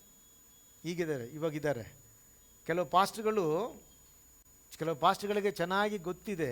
ಆದರೂ ಜನರು ನಮ್ಮನ್ನು ಬಿಟ್ಟು ಹೋಗಬಾರ್ದು, ಜನರು ಹೇಗೆ ಇದ್ದರೂ ಪರವಾಗಿಲ್ಲ ಎಂದು ಏನು ಮಾಡ್ತಾರೆ, ಸತ್ಯವನ್ನು ತಿಳಿಸಿಕೊಡದೆ ಅವರು ತಮ್ಮ ಇಷ್ಟಕ್ಕೆ ಜೀವಿಸೋಕ್ಕೆ ಬಿಟ್ಬಿಡ್ತಾರೆ. ಇವರು ಹೋಗಿ ಪ್ರೇಯರ್ ಮಾಡ್ತಾರೆ. ಎದಿಗೆ? ಈ ಕಾರ್ಯಗಳಿಗೆ ಇವರು ಹೋಗಿ ಪ್ರೇಯರ್ ಮಾಡ್ತಾರೆ. ಅದಕ್ಕೆ ಅವ್ರು ಹೇಳ್ತಾರೆ, ಪ್ರವಾದಿಯಾದರೂ, ಆಮೇಲೆ ದರ್ಶನ ಕಾಣುವಂತನಾದರೂ ನಿಮ್ಮನ್ನು ಕರೆದು ಅನ್ಯ ದೇವರಿಗೆ ಅಡ್ಡ ಬೀಳಬೇಕು, ಅದರಿಂದ ನಿನಗೆ ಅದ್ಭುತವಾಗುತ್ತೆ, ಅತಿಶಯವಾಗುತ್ತೆ ಎಂದು ಹೇಳಿದರೂ ನೀವು ಏನು ಮಾಡಬಾರ್ದು. ನಾನು ಒಂದು ಚರ್ಚ್ಗೆ ಹೋದೆ, ದೀಕ್ಷಾ ಸ್ನಾನ ಕೊಟ್ಟೆ. ಕೆಲವು ಮಕ್ಕಳಿಗೆ ದೀಕ್ಷಾ ಸ್ನಾನ ಕೊಟ್ಟೆ. ನಾನು ಕೊಡುವಾಗ ಅವಳ ಕಾಲು ನೋಡಿಲ್ಲ. ಅವಳ ಕಾಲಲ್ಲಿ ಒಂದು ಬ್ಲ್ಯಾಕ್ ಕಲರ್ ದಾರ ಕಟ್ಟಿದ್ರು. ಗೊತ್ತ? ಬ್ಲ್ಯಾಕ್ ಕಲರ್ ದಾರ ಕಟ್ಟಿದ್ರು. ನಾನು ನೋಡಿಲ್ಲ. ಕಮ್ಯುನಿಯನ್ ಕೊಡೋಕ್ಕೆ ನಾವು ಕರೆಯುವಾಗ ನಾನು ನೋಡಿದ್ದೆ. ಸರಿ, ಎಲ್ಲರ ಮುಂದೆನೇ ಹೇಳಿದರೆ ಅವಳಿಗೇನಾಗುತ್ತೆ, ನಾಚಿಕೆ ಆಗುತ್ತೆ ಎಂದು ಹೇಳದೆ, ಪ್ರೇಯರ್ ಮುಗಿದ ಮೇಲೆ ಅವಳನ್ನು ಕರೆದು ನಾನು ಹೇಳಿದೆ, ಇದು ಯಾಕೆಮ್ಮ ನೀನು ಕಟ್ಟಿದ್ದೀರಿ ಅಂತ ಕೇಳುವಾಗ ಅವಳು ಹೇಳ್ತಾಳೆ, ಅಂಕಲ್ ನನಗೆ ಕಾಲು ನೋವು ಬರುತ್ತೆ, ಅದಕ್ಕೆ ನಾನು ಕಟ್ಟಿದ್ದೀನಿ ಅಂತ ಹೇಳ್ತಾಳೆ. ಕಾಲು ನೋವಿಗೆ ಅದು 10 ರೂಪಾಯಿ ಇರುತ್ತಾ? 1 ರೂಪಾಯಿ ಅಲ್ಲ, 1 ರೂಪಾಯಿ ದಾರೆಯಿಂದ ನಿಮಗೆ ಹೀಲಿಂಗ್ ಆಗುತ್ತೆ ಅಂದರೆ ಏ ಸ್ವಾಮಿ, ಬೇಡವೇ ಬೇಡ. ಅರ್ಥ ಆಯ್ತಾ? ನನಗೆ ಆಶ್ಚರ್ಯ. ಇನ್ನು ಎಷ್ಟು ವರ್ಷ ಚರ್ಚಿಗೆ ಬರ್ತೀಯಮ್ಮ ಅಂದರೆ, ಅವಳು ಚರ್ಚಿಗೆ ಅವ್ರ ತಾಯಿ ಚರ್ಚಿಗೆ ಬರುವಾಗಲೇ ಹುಟ್ಟಿದ ಮಗಳು ಅವಳು ಅಂತ ಹೇಳ್ತಾರೆ. ಆವಾಗ ನನಗೆ ಪಾಸ್ಟರ್ ಮೇಲೆ ಸಖತ್ ಕೋಪ ಬಂದಿತ್ತು. ಸರಿ ಭಯನ ಅಂದಿದ್ದೆ. ಆದರೆ இந்த மாட்டு ಮೇಲೆ ಮಳೆ பெஞ்சா எப்படி இருக்கும்? ಅದು ಅಲ್ಲಿ ಹಂಗೆ ನಿಲ್ಲುತ್ತೆ. ನೋಡಿದ್ರಾ? ಎಮ್ಮೆ ಮೇಲೆ ಮಳೆ ಸುರಿದ್ರೆ ಅದು ಹಾಗೇ ನಿಂದಿರುತ್ತೆ. ಅಯ್ಯೋ ಮಳೆ ಬರುತ್ತೆ ಅಂದರೆ ಏನೇನು ಮಾಡಲ್ಲ. ಅರ್ಥ ಆಯ್ತಾ? ತಮಿಳು சொல்லுவாங்க, மாட்டு ಮೇಲೆ ಮಳೆ பெஞ்சமா நிற்கிறியே. ತಮಿಳು ಒಂದು ಕಾದೆ ಇದೆ. ಅಪ್ಪ ನಾನು ಅನ್ನಿಸಿದ್ದೆ, ಇವ್ರು ಯಾಕೆ ಚರ್ಚ್ ನಡೆಸ್ತಾರೆ? ಅರ್ಥ ಆಯ್ತಾ? ಅವಳು ಕಟ್ಟಿದಾಳೆ, ಅವ್ರ ತಾಯಿ ಜೊತೆಯಲ್ಲಿ ಬಂದರು. ಅವ್ರ ಹತ್ರ ನಾನು ಹೇಳಿದ್ದೆ, ಯಾಕೆ ಸಿಸ್ಟರ್ ನೀವು ಕಟ್ಟಿದ್ದೀರಿ ಅಂದರೆ, ಇದರಿಂದ ಅವಳು ಕಾಲು ವಲಿ ಗುಣವಾಗುತ್ತೆ ಅಂತ ಹೇಳಿದ್ರು. ಆವಾಗ ನಾನು ಹೇಳಿದ್ದೆ, ಅದಕ್ಕೆ ನೀವು ಚರ್ಚಿಗೆ ಬರಬೇಕೆಂದು ಅವಶ್ಯನೇ ಇಲ್ಲ. ಅರ್ಥ ಆಯ್ತಾ? ಅದಕ್ಕೆ ನಾನು ಹೇಳಿದೆ, ನೀನು ಕಟ್ ಮಾಡಿದರೆ ನಾನು ನಿಮಗೇನು ಮಾಡ್ತೀನಿ, ಕಮ್ಯುನಿಯನ್ ಕೊಡ್ತೀನಿ. ಪಾಸ್ಟರ್ನ ಕರೆಸಿ ಹೇಳಿದ್ದೆ. ತುಂಬ ಚರ್ಚ್ಗಳು ಹೆಂಗಿದೆ, many churches they do not, ಅವ್ರು ಬಂದು ಜನರನ್ನು ಗದರಿಸುವುದೇ ಇಲ್ಲ. ಅವರು ಇಷ್ಟಪಾಡಕ್ಕೆ ಬಿಡ್ತಾರೆ. ಇವ್ರು ಯಾರು? ಕ್ರೈಸ್ತರು. ಇವ್ರು ಯಾರು? ಬೋಧಕರು. ಇವ್ರು ಯಾರು? ಪ್ರವಾದಿಗಳು. ಅವ್ರು ಹೇಳ್ತಾರೆ ನೋಡಿ, ಪ್ರವಾದಿ ಬಂದು ನಿನಗೆ ಹೇಳಿದರು. ಕಾರಣ ಅಂದರೆ, ನೀವು ಡೈರೆಕ್ಟಾಗಿ ವಿಗ್ರಹ ಆರಾಧನೆ ಮಾಡಬೇಕು ಅಂತ ಹೇಳಿಲ್ಲ. ಆದರೆ ವಿಗ್ರಹ ಆರಾಧನೆ ಅಂದರೆ ಸಂಬಂಧವಾಗಿರುವ ಕಾರ್ಯಗಳು ನೀವು ಮಾಡಿದರೆ ತಪ್ಪಿಲ್ಲ ಅಂತ ಹೇಳುವಂಥವ್ರು ಇದ್ದಾರೆ. ಅರ್ಥ ಆಯ್ತರಾ? ಅರ್ಥ ಆಯ್ತರಾ? ಆದರೆ ಶಾದ್ರಕ್ ಮೇಷಕ್ ಆಬೇದ್ನೆಗೋ ಬೆಂಕಿಯಲ್ಲಿ ಹಾಕಿದರೂ ಪರವಾಗಿಲ್ಲ, ನಾವು ಬೇರೆ ಯಾವ ದೇವರಿಗೆ ಅಡ್ಡ ಬೀಳಲ್ಲ. Alleluia, alleluia. ಸೊ ಅದಕ್ಕೆ ನಾನು ನಿಮಗೆ ಹೇಳ್ತೀನಿ, ನೀವು ಏನು ಮಾಡಬಾರ್ದು, ಅಕಸ್ಮಾತ್ ದೀಪಾವಳಿ ಈ ಥರ ಹಿಂದೂ ಫೆಸ್ಟಿವಲ್ ಬರುತ್ತೆ ನೋಡ್ರಿ, ನಿಮಗೆ ತುಂಬ ಪರಿಚಯವಾದವರು ಇಲ್ಲ ನಿಮಗೆ ಫ್ರೆಂಡ್ಸ್ ಇಲ್ಲಾದರೆ ನಿಮ್ಮ ರಿಲೇಷನ್ ತಂದು ಕೊಟ್ಟರು ಮುಖಕ್ಕೆ ಮುಖ ಹೇಳ್ರಿ. ಇಲ್ಲಾದರೆ ನೀವು ಕ್ರೈಸ್ತರೇ ಇಲ್ಲ, ನಾಚಿಕೆ, ನಿಮ್ಮ ನೋಡಿ ದೇವರಿಗೆ ನಾಚಿಕೆ ಬರುತ್ತೆ. ಹೇಳ್ಬೇಕು, ಏನು ಹೇಳಬೇಕಾದ್ರೆ ನಾವು ಇದು ತಿನ್ನಬಾರದು ಅಷ್ಟೇ. ಇಲ್ಲ ಪಾಸ್ಟರ್ ಆ ಥರ ಇದ್ದರೆ ನಮ್ಮನ್ನು ಫ್ರೆಂಡ್ಸ್ ಮಾಡಿ, ಅವರು ಫ್ರೆಂಡ್ಸ್ ಮಾಡಿ ಪ್ರಯೋಜನ ಇಲ್ಲ. ನಿಮ್ಮೊಂದಿಗೆ ಅವರು ಫ್ರೆಂಡ್ಸ್ ಆಗಿದ್ದು ನೋ ಯೂಸ್. ಅವರು ರಕ್ಷಿಸೋದಕ್ಕಾದರೆ ನೀವು ಹೇಳ್ರಿ. ಅರ್ಥ ಆಯ್ತರಾ? ನಾನು ಎಲ್ಲರಿಗೂ ಹೇಳ್ತಾ ಬರ್ತೀನಿ, ಅದು ತಗೋಬಾರದು, ಅದು ಬೇಡ ಎಂದು ಹೇಳಬೇಕು. ಕಾರಣ ವಾಕ್ಯ ಹೇಳುತ್ತದೆ, ಅದು ವಾಕ್ಯ ನಿಮಗೆ ಓದ್ರಿ ಗೊತ್ತಾಗುತ್ತೆ. ಕೊರಿಂಥಿಯರು ಬರೆದ ಪುಸ್ತಕದಲ್ಲಿ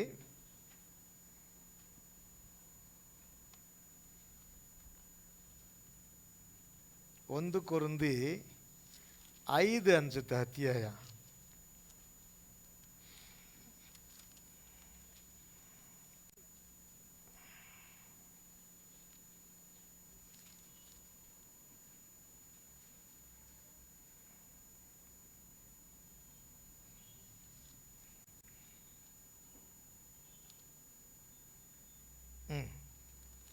ಇಲ್ಲ 2 ಕೊರಿಂಥಿ ಅನ್ಸುತ್ತೆ ನೋಡ್ರಿ. I think 2 Corinthian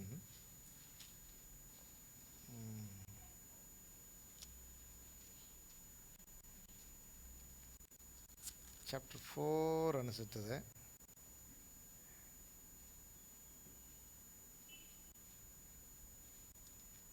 ಕಂಡಿಡಿದ್ದೀರಾ? ನಾನೇ ಗ್ಲಾಸ್ ತಂದಿಲ್ಲ, ನನಗೆ ಚೆನ್ನಾಗಿ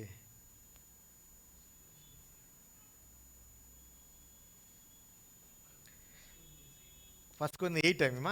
ಓದೇವಿಮ್ಮ.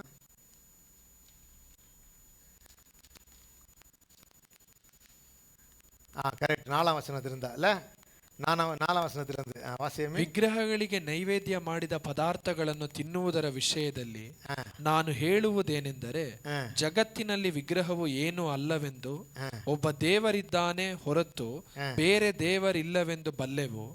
ಅನೇಕರನ್ನು ದೇವರುಗಳೆಂದು ಕರ್ತರೆಂದು ಪೂಜಿಸುವುದುಂಟು ನಿಜವೇ. ಆಕಾಶದಲ್ಲಿ ಆಗಲಿ ಭೂಮಿಯ ಮೇಲೆ ಆಗಲಿ ದೇವರುಗಳೆನಿಸಿಕೊಳ್ಳುವವರಿದ್ದಾರೆ. ನಮಗಾದರೂ ಒಬ್ಬನೇ ದೇವರಿದ್ದಾನೆ, ಆತನು ತಂದೆ ಎಂಬಾತನೇ. ಆತನ ಸಮಸ್ತಕ್ಕೂ ಮೂಲ ಕಾರಣನು. ನಾವು ಆತನಿಗಾಗಿ ಉಂಟಾದೆವು ಮತ್ತು ನಮಗೆ ಒಬ್ಬನೇ ಕರ್ತ, ಆತನು ಯೇಸು ಕ್ರಿಸ್ತನೇ. ಆತನ ಮುಖಾಂತರ ಸಮಸ್ತವೂ ಉಂಟಾಯಿತು, ನಾವು ಆತನ ಮುಖಾಂತರ ಉಂಟಾದೆವು. ಆದರೆ ಈ ಜ್ಞಾನವು ಎಲ್ಲರಲ್ಲಿಯೂ ಇಲ್ಲ. ಕೆಲವರು ಈವರೆಗೂ ವಿಗ್ರಹದ ಬಳಿಗೆ ಹೋಗುವ ರೂಢಿಯಲ್ಲಿದ್ದರಿಂದ ತಾವು ತಿನ್ನುವ ಪದಾರ್ಥಗಳನ್ನು ವಿಗ್ರಹಕ್ಕೆ ನೈವೇದ್ಯ ಮಾಡಿದ್ದೆಂದು ತಿನ್ನುತ್ತಾರೆ. ಹೀಗೆ ಅವರ ಮನಸ್ಸು ಬಲಹೀನವಾಗಿದ್ದು ಕಲೆಯನ್ನು ಹೊಂದುತ್ತದೆ. ಆಕ್ಚುಲಿ ಈ ವಾಕ್ಯ ನಾನು ಹೇಳಕ್ಕೆ ಬರೋ ವಾಕ್ಯ ಅಂದರೆ, ನೀವು ಕರ್ತನ ಮೇಜೆಯಲ್ಲಿಯೂ ದೆವ್ವಗಳ ಮೇಜೆಯಲ್ಲಿಯೂ ನೀವು ಭಾಗವಹಿಸಬಾರದು ಒಂದು ವಾಕ್ಯ ಇರುತ್ತೆ ನೋಡ್ರಿ. ದೆವ್ವಗಳ ಕಾರ್ಯದಲ್ಲಿಯೂ ಭಾಗವಹಿಸಬಾರದು ಎಂದು ವಾಕ್ಯ ಇದೆ ನೋಡ್ರಿ. ಕರ್ತನ ಮೇಜೆಯಲ್ಲಿಯೂ ಕರೆಕ್ಟ್. 2 ಕೊರಿಂಥಿ 6ನೇ ಅಧ್ಯಾಯ, ಅದ ನನಗೆ ಅನಿಸುತ್ತೆ.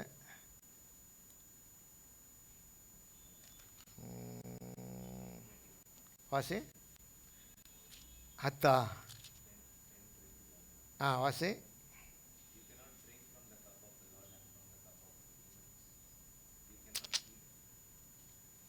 10:21.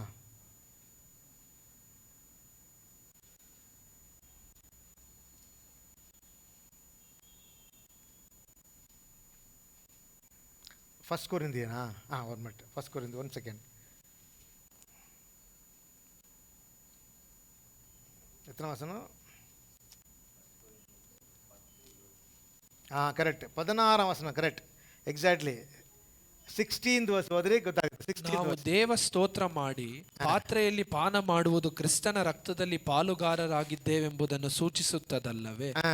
ನಾವು ರೊಟ್ಟಿಯನ್ನು ಮುರಿದು ತಿನ್ನುವುದು ಕ್ರಿಸ್ತನ ದೇಹದಲ್ಲಿ ಪಾಲುಗಾರರಾಗಿದ್ದೇವೆಂಬುದನ್ನು ಸೂಚಿಸುತ್ತದಲ್ಲವೇ? ಹಾ. ರೊಟ್ಟಿಯು ಒಂದೇ ಆಗಿರುವುದರಿಂದ ನೋಡಿ, ಇವಾಗ ನಾವು ಕರ್ತನ ಮೇಜೆಯಲ್ಲಿ ಭಾಗವಹಿಸುವುದರಿಂದ ಅದು ಏನನ್ನು ಸೂಚಿಸುತ್ತದೆ?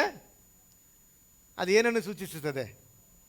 ದೇವರ ಶರೀರಕ್ಕೂ ರಕ್ತಕ್ಕೂ ಪಾಲುಗಾರರಾಗಿವಿ. ನೋಡ್ರಿ, ಇವಾಗ ನಾವು ಕಮ್ಯುನಿಟಿ ಸರ್ವಿಸ್ ತಗೊಳ್ಳುವಾಗ ನಾವು ಅನ್ನಿಸ್ತೀವಿ ಇದು ದೇವರ ರಕ್ತ, ದೇವರ ಶರೀರ ಅಂತ ತಗೊಳ್ತೀವಲ್ವಾ. ನನ್ನ ನಿಜ ಏನಂದರೆ, ನಾವು ಆತನ ಶರೀರಕ್ಕೂ ಆತನ ರಕ್ತಕ್ಕೂ ಎಲುಂಬಕ್ಕೆ ಏನು ಮಾಡ್ತೀವಿ? ಒಂದಾಗ್ತೀವಿ. ಸರಿಯಾ? ಆದದರಿಂದ ಇವಾಗ ಹೇಳ್ತಾರೆ 20ನೇ ವಚನ ಎದ್ರಿ 19ನೇ ಓದಿ. ಆದರೆ 19ರಿಂದ ಹೀಗೆ ಹೇಳುವುದರಿಂದ ಹೇಳಿದ ಹಾಗಾಯಿತು. ಏನು ಹೇಳಿದ ಹಾಗಾಯಿತು? ವಿಗ್ರಹಕ್ಕೆ ನೈವೇದ್ಯ ಮಾಡಿದ ಪದಾರ್ಥವು ವಾಸ್ತವವೆಂದು ಅಥವಾ ವಿಗ್ರಹವು ವಾಸ್ತವವೆಂದು ನನ್ನ ಅಭಿಪ್ರಾಯವೋ ಅಲ್ಲ. ಆದರೆ ಅನ್ಯ ಜನರು ತಾವು ಅರ್ಪಿಸುವ ಬಲಿಗಳನ್ನು ದೇವರಿಗಲ್ಲ ದೆವ್ವಗಳಿಗೆ ಅರ್ಪಿಸುತ್ತಾರೆಂದು ನನ್ನ ಅಭಿಪ್ರಾಯವು. ನೀವು ದೆವ್ವಗಳೊಡನೆ ಭಾಗಿಗಳಾಗಿರಬೇಕೆಂಬುದು ನನ್ನ ಇಷ್ಟವಲ್ಲ. ಸಾಕು. ಯಾರೊಂದಿಗೆ ಭಾಗಿಗಳಾಗಿರಬಾರ್ದು? ಓಕೆ, ಯಾಕೆ? ನೀವು ಯಾರೊಂದಿಗೆ ಭಾಗಿಗಳಾಗಿದ್ದೀರಿ? ಎಕ್ಸಾಕ್ಟ್ಲಿ, ಅರ್ಥ ಆಯ್ತಾ? ಅಂದ ಅದ್ರಸ ಆಮೇಲೆ ಏನು ಕೊಡ್ತಾರೆ? ಬಡೆ ಕೊಡ್ತಾರಾ? ಹಾಂ, ಲಾಡು ಕೊಡ್ತಾರೆ. ಆಮೇಲೆ ನಾನ್ ವೆಜ್ಜಿಲ್ಲ, ಇಲ್ಲ ವೆಜ್ಜಿದ ಚೆನ್ನಾಗಿರುತ್ತೆ. ಕೇಸರಿ ಎಲ್ಲ ಮಾಡಿ ಕೊಡ್ತಾರೆ. ಅದು ನಮ್ಮ ಮೂಗು ಒಳಗೆ ಹೋಗುವಾಗ ಹೆಂಗಿರುತ್ತೆ? ಚೆನ್ನಾಗಿರುತ್ತೆ. ಹೊಟ್ಟೆನೂ ಹಾಗೆ ಹೇಳುತ್ತೆ, ಮನಸ್ಸು ಹೇಳುತ್ತೆ ಅದು ಏನು ಮಾಡು ತಿನ್ನು ಅಂತ ಹೇಳುತ್ತದೆ. ಚೆನ್ನಾಗಿ ಅವ್ರು ಮಾಡ್ತಾರೆ. ಕೆಲವರು ತುಪ್ಪದಲ್ಲೇ ಮಾಡ್ತಾರೆ, ಸ್ಮೆಲ್ ಚೆನ್ನಾಗಿರುತ್ತೆ. ಆದರೆ ತಿಂದರೆ ನಮಗೂ ಯಾರಿಗೂ ಸಂಬಂಧ ಇದೆ? ದೆವ್ವಗಳಿಗೆ ಸಂಬಂಧ ಇದೆ. ಅದಕ್ಕೆ ಮುಟ್ಟಬಾರದು. ಅವರು ದೇವರನ್ನು ಅನಿಸಿ ಮಾಡ್ತಾರಲ್ಲ, ಅದಕ್ಕೆ ನಾವು ಪಾಲುಗಾರರಾಗಬಾರ್ದು. ಅದೇ ಬಾಕಿ ಹೇಳುತ್ತದೆ. You understand? ಡೈರೆಕ್ಟಾಗಿ ಹೇಳ್ರಿ ಅವ್ರ ಹತ್ರ, ನೀವು ದೆವ್ವಗಳಿಗೆ ಮಾಡಿದಿರಿ ಬೇಡ ಅಂತ ಹೇಳ್ಬೇಡ. ಆ ಥರ ಹೇಳ್ಬೇಡ. ನೀವೇನು ಮಾಡಿ ನನಗೆ ಬೇಡ, ನಾವು ತಿನ್ನಬಾರ್ದು, ಸಾಕು. Do you understand? ನಾನು ಯಾಕೆ ಹೇಳ್ತೀನಿ ಅಂದರೆ, ಅವರು ತಪ್ಪಿಸಲ್ಪಡುವುದಕ್ಕೆ ಕಾರಣ ಅವರು ತೀರ್ಮಾನ ಮಾಡಿದರು, ನಾನು ಬೇರೆ ಅನ್ಯ ದೇವರಿಗೆ ಏನೋ ಮಾಡಲ್ಲ, ಪೂಜಿಸುವುದಿಲ್ಲ.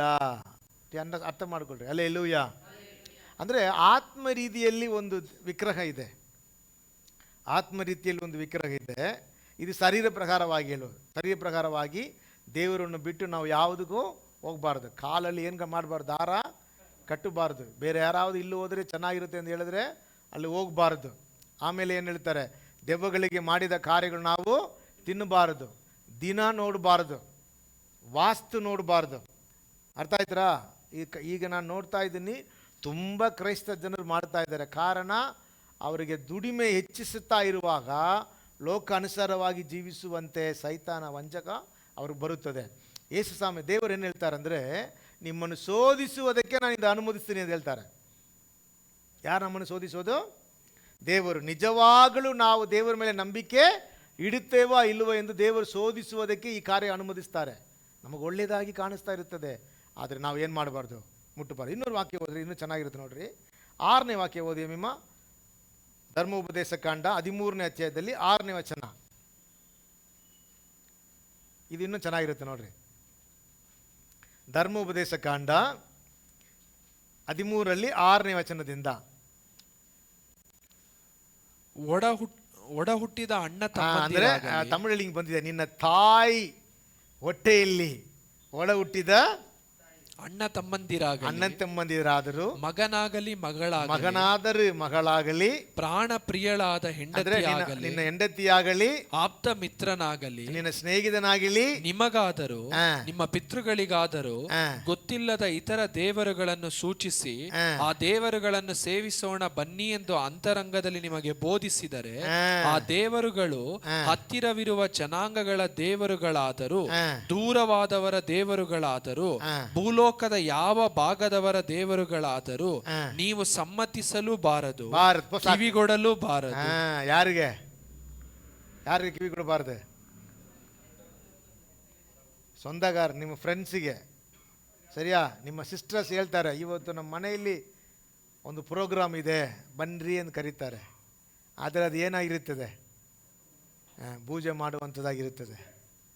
ಓಕೆ, ಬೈಬಲ್ ಹೇಳುತ್ತೆ, ನೀವೇನು ಮಾಡಬೇಡ್ರಿ, ನಿಮ್ಮ ತಾಯಿಯಲ್ಲಿ ಹುಟ್ಟಿದ್ದ ನಿಮ್ಮ ಒಡ ಹುಟ್ಟಿದ್ದ ಅಣ್ಣ ಆಗಲಿ, ತಮ್ಮ ಆಗಲಿ, ಸಿಸ್ಟರ್ ಆಗಲಿ, ಆಮೇಲೆ ನಿಮ್ಮ ಎದೆಯಲ್ಲಿ ಇರುವ ಹೆಂಡತಿ ಆಗಲಿ, ಗಂಡನ ಪರವಾಗಿ ಹೇಗೆ ಗೊತ್ತಿಲ್ಲ, ಅವ್ರ ಎದೆಯಲ್ಲಿ ಇರ್ತಾರ ಎಲ್ಲಿ ಗೊತ್ತಿಲ್ಲ, ಆದರೆ ನಿಮ್ಮ ಎದೆಯಲ್ಲಿರುವ ಹೆಂಡತಿ ಆಗಲಿ, ಆಮೇಲೆ ನಿಮ್ಮ ಪ್ರಾಣ ಸ್ನೇಹಿತನಾಗಲಿ. ಕರೀತಾರಾ? ಎಷ್ಟು ಜನ ಕರೀತಾರೆ ಇಲ್ವಾ? ಕರೀತಾರೆ. ಬಾಮ್ಮ ಚಾನ್ ಕರೀತಾರೆ, ಫ್ರೆಂಡ್ಸ್ಗಳು ಕರೀತಾರೆ. ಓಕೆ, ಇವರು ಫ್ರೆಂಡ್ಶಿಪ್ಗಾಗಿ ಹೋಗ್ತಾರೆ. ಐ ಸೆಡ್ ನೋ ಹೇಳೋಕ್ಕೆ ಕಲಿಬೇಕು.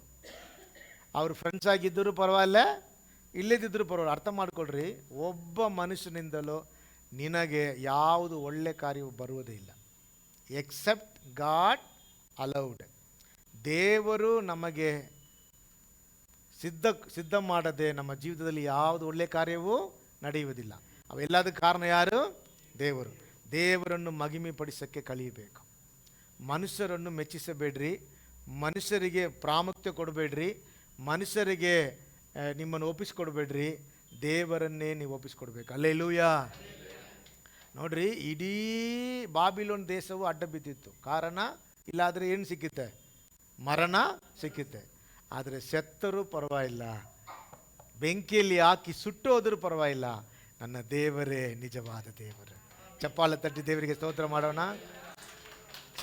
ಇಂಥ ಒಂದು ವೈರಾಗ್ಯ ಯಾರಿಗೆ ಗೊತ್ತಾಯಿತು? ಯಾರಿಗೆ ಗೊತ್ತಾಯಿತು? ಆ ದೇಶದ ಅರಸನಿಗೆ ಗೊತ್ತಾಯಿತು. ನಿಮ್ಮ ಫ್ರೆಂಡ್ಸಿಗೆ ಗೊತ್ತಾಗಬೇಕು, ನಿಮ್ಮ ಒಡ ಹುಟ್ಟಿದವರಿಗೆ ಗೊತ್ತಾಗಬೇಕು, ನಿಮ್ಮ ಹೆಂಡತಿ, ನಿಮ್ಮ ಯಜಮಾನಿಗೆ ಗೊತ್ತಾಗಬೇಕು. ಏನು ಗೊತ್ತಾಗಬೇಕು? ಇವರು ಆರಾಧನೆ ಮಾಡುವ ದೇವರಲ್ಲಿ ಇವರು ವೈರಾಗ್ಯವಾಗಿದ್ದಾರೆ. ಹಲ್ಲೆಲೂಯಾ. ಅದಕ್ಕೆ ಅವನು ಹೇಳ್ತಾನೆ, ದೇವರು ತಮ್ಮ ದೂತರನ್ನು ಕಳಿಸಿ ಅವರನ್ನು ತಪ್ಪಿಸಿದ್ದಾರೆ. ಹಲ್ಲೆಲೂಯಾ. ಆ ಥರ ಶೋಧನೆ ನಮಗೆ ಬಂದಿಲ್ಲ, ಆದ್ದರಿಂದ ನಾವು ಜಾಲಿಯಾಗಿರ್ತೀವಿ. ಆದರೆ ಆ ಕಾಲಗಳು ಬರುವಾಗ ಬರುತ್ತಾ ಇಲ್ವಾ? ವಾಕ್ಯ ಹೇಳಲ್ಪಟ್ಟಿದೆ. ಆ ವಾಕ್ಯ ಓದಿ ನಿಮಗೆ ಗೊತ್ತಾಗುತ್ತೆ. ನೀವು ಭಯಪಡಬಾರ್ದು, ಅದಕ್ಕೆ ನಾನು ಹೇಳಿಲ್ಲ. ಓದ್ರಿ, ಗೊತ್ತಾಗುತ್ತೆ. 1 ಕೊರಿಂಥಿ 1ನೇ ಅಧ್ಯಾಯದಲ್ಲಿ 8 ಅನಿಸುತ್ತೆ, 8:13 ಓದ್ರಿ. 1 ಕೊರಿಂಥಿ 1ನೇ ಅಧ್ಯಾಯದಲ್ಲಿ, ನಮ್ಮ ಕರ್ತನಾದ ಯೇಸು ಕ್ರಿಸ್ತನ ದಿನದಲ್ಲಿ ಯಾರು ನಿಮ್ಮ ಮೇಲೆ ತಪ್ಪು ಹೊರಿಸಲಾಗದಂತೆ ಆತನು ನಿಮ್ಮನ್ನು 3:13 ಓದ್ರಿ. ಆ ಅಸ್ತಿವಾರದ ಮೇಲೆ ಚಿನ್ನ, ಬೆಳ್ಳಿ, ರತ್ನ, ಕಟ್ಟಿಗೆ, ಹುಲ್ಲು, ಆಪು ಮುಂತಾದವುಗಳಲ್ಲಿ ಯಾವುದರಿಂದ ಕಟ್ಟಿದರೂ ಅವನವನ ಕೆಲಸಗಳು ಎಂತವು ಎಂದು ವ್ಯಕ್ತವಾಗುವುದು. ಕ್ರಿಸ್ತನ ಬರುವ ದಿನವು ಬೆಂಕಿಯೊಡನೆ ಉದಯವಾಗಿ ಆ ಕೆಲಸವನ್ನು ಸ್ಪಷ್ಟವಾಗಿ ತೋರಿಸುವುದು. ಅವನವನ ಕೆಲಸವೆಂತದ್ದು ಆ ಬೆಂಕಿ ಶೋಧಿಸುವುದು. ಕರೆಕ್ಟಾ? ಇವಾಗ ಶಾದ್ರಕ್, ಮೇಷಕ್, ಆಬೇದ್ನೆಗೋ ದೇವರಲ್ಲಿ ಹೇಗೆ ಇದ್ದಾರೆ ಎಂದು ಶೋಧಿಸಿದ್ದು ಯಾವುದು? ನಮ್ಮನ್ನು ಶೋಧಿಸೋದಕ್ಕೆ ಏನಿದೆ? ಬಂದೇ ಬರುತ್ತೆ. ನಾನು ಬರಬೇಕು ಅಂತ ಹೇಳಿಲ್ಲ, ಆದರೆ ಬಂದೇ ಬರುತ್ತೆ. ಯಾಕೆ ಗೊತ್ತಾ? ನಾವು ಎಂಥವರು ಎಂದು ದೇವರಿಗೆ ಗೊತ್ತಾಗಬೇಕು. ಹಲ್ಲೆಲೂಯಾ. ಆದ್ದರಿಂದ ಈ ಬೆಂಕಿಯಿಂದ ನಾವು ತಪ್ಪಿಸಲ್ಪಡೋಕ್ಕೆ ಒಂದೇ ರಹಸ್ಯ, 4 ಕಾರ್ಯ. ಅದರಲ್ಲಿ ಒಂದು, ನಾವು ತೀರ್ಮಾನ ಮಾಡಬೇಕು, ದೇವರನ್ನೇ ಆರಾಧನೆ ಮಾಡಬೇಕು. ಹಲ್ಲೆಲೂಯಾ. ಎಲ್ಲದಕ್ಕೂ ನಾವು ಇದು ಮಾಡಬಾರ್ದು. ಏನೋ ಒತ್ತು போகிறதுன்னு சொல்லுவாங்க. ಎಲ್ಲದಕ್ಕೂ ಜೊತೆಯಲ್ಲಿ ಓಡಬಾರ್ದು, ಇಲ್ಲ ಎಲ್ಲ ತಲೆಯಾಟಬಾರ್ದು, ಅನುಸರಿಸಿ ಹೋಗಬಾರ್ದು. ಕರೆಕ್ಟಾ? ಸ್ಟ್ರಿಕ್ಟಾಗಿ ಹೇಳಕ್ಕೆ ಕಲಿಬೇಕು. ನೋ ಅಂದರೆ ನೋ, ಅದು ಯಾರಾಗಿರಲಿ, ನೋ ಅಂದರೆ ನೋ ಹೇಳಕ್ಕೆ ಕಲಿಬೇಕು.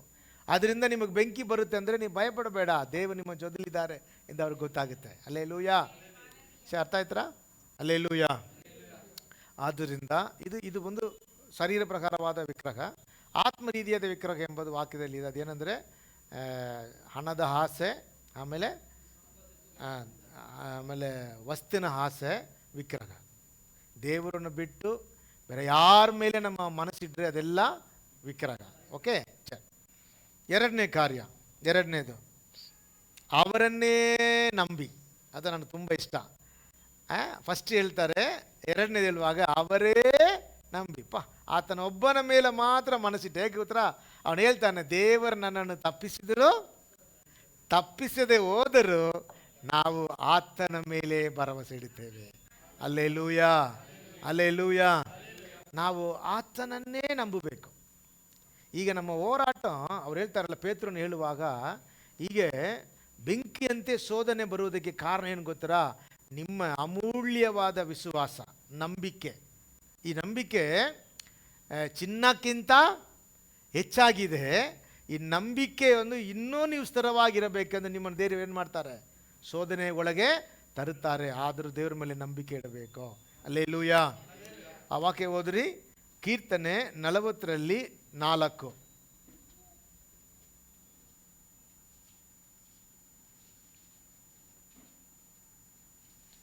ಯಾವನು ಅಹಂಕಾರಿಗಳಲ್ಲಿಯೂ ಸುಳ್ಳನ್ನು ಹಿಂಬಾಲಿಸುವವರಲ್ಲಿಯೂ ಸೇರದೆ ಯೆಹೋವನನ್ನೇ ನಂಬುತ್ತಾನೋ ಅವನೇ ಧನ್ಯನು. ಹಲ್ಲೆಲೂಯಾ.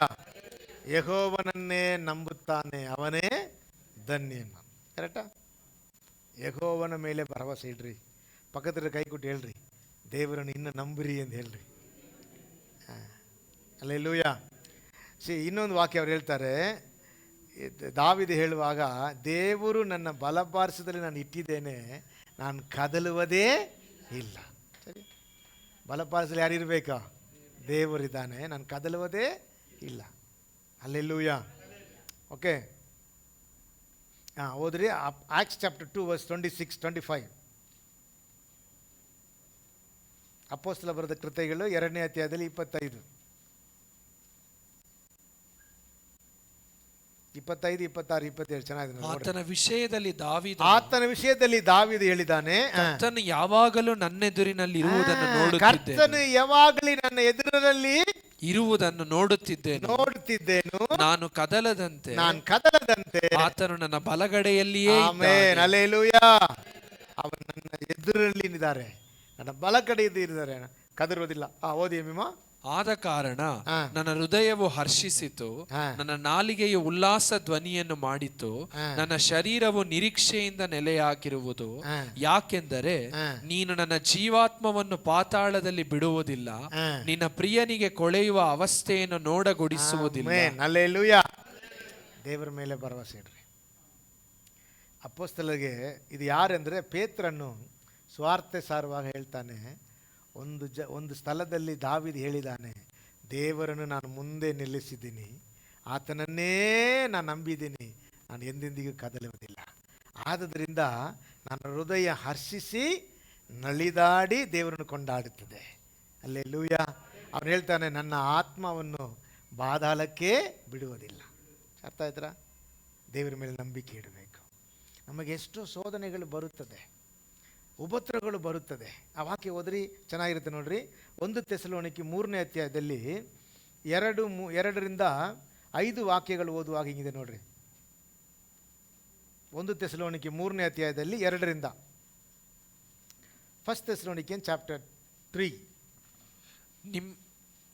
ನಿಮ್ಮ ಮೇಲೆ ಬಂದಿರುವ ಸಂಕಟಗಳಲ್ಲಿ ಒಬ್ಬರು ಚಂಚಲರಾಗದಂತೆ ನಿಮ್ಮನ್ನು ದೃಢಪಡಿಸುವುದಕ್ಕೂ ನಿಮ್ಮ ನಂಬಿಕೆಯ ವೃದ್ಧಿಗಾಗಿ ಪ್ರಬೋಧಿಸುವುದಕ್ಕೂ. ನೋಡ್ರಿ, ನಿಮ್ಮನ್ನು ದೃಢಪಡಿಸುವುದಕ್ಕೂ ನಿಮ್ಮ ನಂಬಿಕೆಯ ವೃದ್ಧಿಗಾಗಿ ನಿಮಗೆ ಬುದ್ಧಿ ಹೇಳುವುದಕ್ಕೂ ನಮ್ಮ ಸಹೋದರನು ಕ್ರಿಸ್ತನ ಸುವಾರ್ತೆಯ ಉದ್ಯೋಗದಲ್ಲಿ ದೇವರ ಸೇವಕನೂ ಆಗಿರುವ ತಿಮೋಥೆಯನ್ನು ನಿಮ್ಮ ಬಳಿಗೆ ಕಳುಹಿಸಿದೆವು.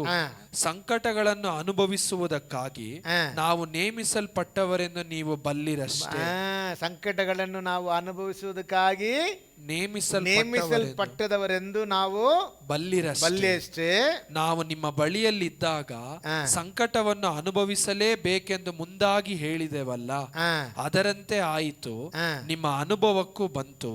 ಆದದರಿಂದ ನಾನು ಇನ್ನು ತಡೆಯಲಾರದೆ, ಒಂದು ವೇಳೆ ಶೋಧಕನು ನಿಮ್ಮನ್ನು ಶೋಧಿಸಿದ್ದರಿಂದ ನಮ್ಮ ಪ್ರಯಾಸವು ವ್ಯರ್ಥವಾಯಿತೋ ಏನೋ ಎಂದು ನಿಮ್ಮ ನಂಬಿಕೆಯ ವಿಷಯದಲ್ಲಿ ತಿಳಿದುಕೊಳ್ಳುವುದಕ್ಕೆ ಅವನನ್ನು ಕಳುಹಿಸಿ. ಹಲ್ಲೆಲೂಯಾ. ಇವಾಗ ತಿಮೋಥೆ ಬಂದು ಏನು ಹೇಳ್ತಾರೆ? ನೀವು ಉಪದ್ರವದಲ್ಲಿ ಸೋತು ಹೋಗ್ಬೇಡ್ರಿ, ಕಷ್ಟದಲ್ಲಿ ಸೋತು ಹೋಗ್ಬೇಡ್ರಿ, ಹಿಂಸೆ ಬರುವಾಗ ಸೋತು ಹೋಗ್ಬೇಡ್ರಿ, ನಿಮ್ಮ ನಂಬಿಕೆ ಹೆಚ್ಚಿಸುವಂತೆ ಅವನ ಆಲೋಚನೆ ಹೇಳ್ತಾನೆ. ಏನು ಆಲೋಚನೆ ಹೇಳ್ತಾನೆ? ನೀವು ದೃಢವಾಗಿರ್ರಿ. ಹಲ್ಲೆಲೂಯಾ. ಯಾಕೆ? ಶಾತ್ರಾಕ್, ಮೇಷಾತ್, ಆಬೇತ್ನೆಗೋ ದೃಢವಾಗಿದ್ದರು, ಆದುದರಿಂದ ಬೆಂಕಿಯಲ್ಲಿ ದೇವರು ಅವರನ್ನು ತಪ್ಪಿಸಿದರು. ಸರಿಯಾ? ಹಲ್ಲೆಲೂಯ.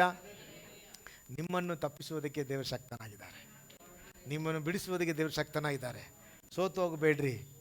ಓಕೆ, ನಿಮಗೆ ಬರುವ ಎಲ್ಲ ಘಾಟಗಳು, ಎಲ್ಲ ಪ್ರಾಬ್ಲದಿಂದ ದೇವರು ಬಿಡಿಸೋಕ್ಕೆ ಶಕ್ತನಾಗಿದ್ದಾರೆ. ಆದರೆ ನಿಮ್ಮ ನಂಬಿಕೆಯಲ್ಲಿ ನೀವೇನಾಗಿರ್ಬೇಕಾ? ದೃಢವಾಗಿರಬೇಕು. ಓಕೆ, ಸೈತಾನ ನಮಗೆ ಅನುಮತಿಸುವ ಶೋಧನೆಗೆ ಕಾರಣ ನಮಗೆ ಕಷ್ಟಗಳು ಬರಬೇಕಂದಿಲ್ಲ, ನಮ್ಮ ಮನಸ್ಸು ದೇವರ ಮೇಲಿಂದ ಆಗಲಬೇಕು. ನಮಗೆ ಕಷ್ಟಗಳು, ದುಃಖಗಳು ಬರುವಾಗ ಇಮಿಡಿಯೇಟ್ ಏನು ನಮ್ಮ ಮನಸ್ಸಲ್ಲಿ ಬರುತ್ತೆ? ಯಾಕೆ ದೇವರು ನನಗೆ ಇದನ್ನು ಅನುಮತಿಸಿದರು? ಆವಾಗ ದೇವರ ಮೇಲೆ ದುಃಖ ಬರುವಾಗ ನಮ್ಮ ನಂಬಿಕೆ ಏನಾಗುತ್ತೆ? ಕುಂದು ಹೋಗುತ್ತೆ. ಅವನ ಜಯ, ಅರ್ಥ ಮಾಡ್ಕೊಳ್ರಿ, ಸೈತಾನ ಜಯ ನಮ್ಮನ್ನು ನಂಬಿಕೆಯಿಂದ ಬೀಳಿಸಬೇಕು. ದೇವರ ಜಯ ನಮ್ಮ ನಂಬಿಕೆಯಲ್ಲಿ ಕೊನೆ ಕಾಣಬೇಕು. ಅಲ್ಲಿ ಹೇಳೋಣ, ಸೈತಾನ ಜಯ ನಮ್ಮನ್ನು ನಂಬಿಕೆಯಿಂದ ಬೀಳಿಸಬೇಕು. ದೇವರ ಜಯ ಎಲ್ಲಿದೆ ಗೊತ್ತಾ? ನಾವು ನಂಬಿಕೆಯಲ್ಲಿ ಕೊನೆ ಕಾಣಬೇಕು, ದೃಢವಾಗಿ ನಿಲ್ಲಬೇಕು. ಅದ ದೇವರ ಇಷ್ಟ. ಅದಕ್ಕೆ ದೇವರು ನಮಗೆ ಹೆಲ್ಪ್ ಮಾಡ್ತಾ ಇದ್ದಾರೆ, ಉಪದೇಶ ಮಾಡ್ತಾ ಇದ್ದಾರೆ. ದೇವರು ನಿಮ್ಮನ್ನು ಆಶೀರ್ವದಿಸ್ತಾರೆ, ನಿಮ್ಮನ್ನು ಕಣ್ಮಣಿಯಿಂದ ಕಾಪಾಡುತ್ತಾರೆ, ನಿಮ್ಮ ಜೀವನದಲ್ಲಿ ಅದ್ಭುತ ಮಾಡುತ್ತಾರೆ, ನಿಮ್ಮ ವಾಗ್ದಾನದಿಂದ ನಿಮ್ಮನ್ನು ದೇವರು ಉದ್ಧರಿಸುತ್ತಾರೆ. ಇದೆಲ್ಲ ಇಲ್ಲಂದೇಳಿಲ್ಲ, ಇದೆಲ್ಲ ಇರುತ್ತದೆ. ಆದರೆ ಶೋಧನೆ ಬರುವಾಗ, ಕಷ್ಟ ಬರುವಾಗ, ಉಪದ್ರ ಬರುವಾಗ ನಿಮ್ಮ ನಂಬಿಕೆಯಿಂದ ನೀವು ಕೆಳಗೆ ಬೀಳಬಾರದು. ಅಂದರೆ ದೇವರು ನಿಮಗೆ ಆಲೋಚನೆ ಹೇಳ್ತಾರೆ, ಬೆಂಕಿ ಬಂದರೆ ಬರಲಿ, ದೇವರ ಮೇಲೆ ನಂಬಿಕೆ ಮಾತ್ರ ಬಿಡಬೇಡ್ರಿ. Hallelujah, hallelujah. ಈ ನಂಬಿಕೆ ನಮಗೆ ಕಷ್ಟವಾಗುತ್ತದೆ, ಈ ನಂಬಿಕೆ ನಮಗೆ ಬೆಂಕಿಯಂತೆ ಕಾಣುತ್ತದೆ. ಆದರೆ ನೀವು ದೃಢವಾಗಿದ್ದರೆ ನಿಮ್ಮನ್ನು ಬೆಂಕಿ ಒಳಗಡೆ ಹಾಕುವಾಗ ನಿಮಗೆ ಗೊತ್ತಾಗುತ್ತದೆ ದೇವರು ನಿಮ್ಮ ಜೊತೆಯಲ್ಲಿ ಇದ್ದಾನೆ. ಹಲ್ಲೆಲೂಯ. ದೇವರು ಬಿಡುಗಡೆ ಕೊಡೋಕ್ಕೆ ಶಕ್ತನಾಗಿದ್ದಾರೆ. ಅದಕ್ಕೆ ದೇವರ ಮೇಲೆ ಇರುವ ನಂಬಿಕೆ ಮಾತ್ರ ಬಿಡಬೇಡ್ರಿ. ಅಲ್ಲ, ಅದು ಒಂದು ವಾಕ್ಯ ಓದಿ ಮುಂದೆ ಹೋಗೋಣ. ಈ ಪೇತ್ರನು ಹೇಳುವ ವಾಕ್ಯ, ಒಂದು ಪೇತ್ರನ ಪುಸ್ತಕದಲ್ಲಿ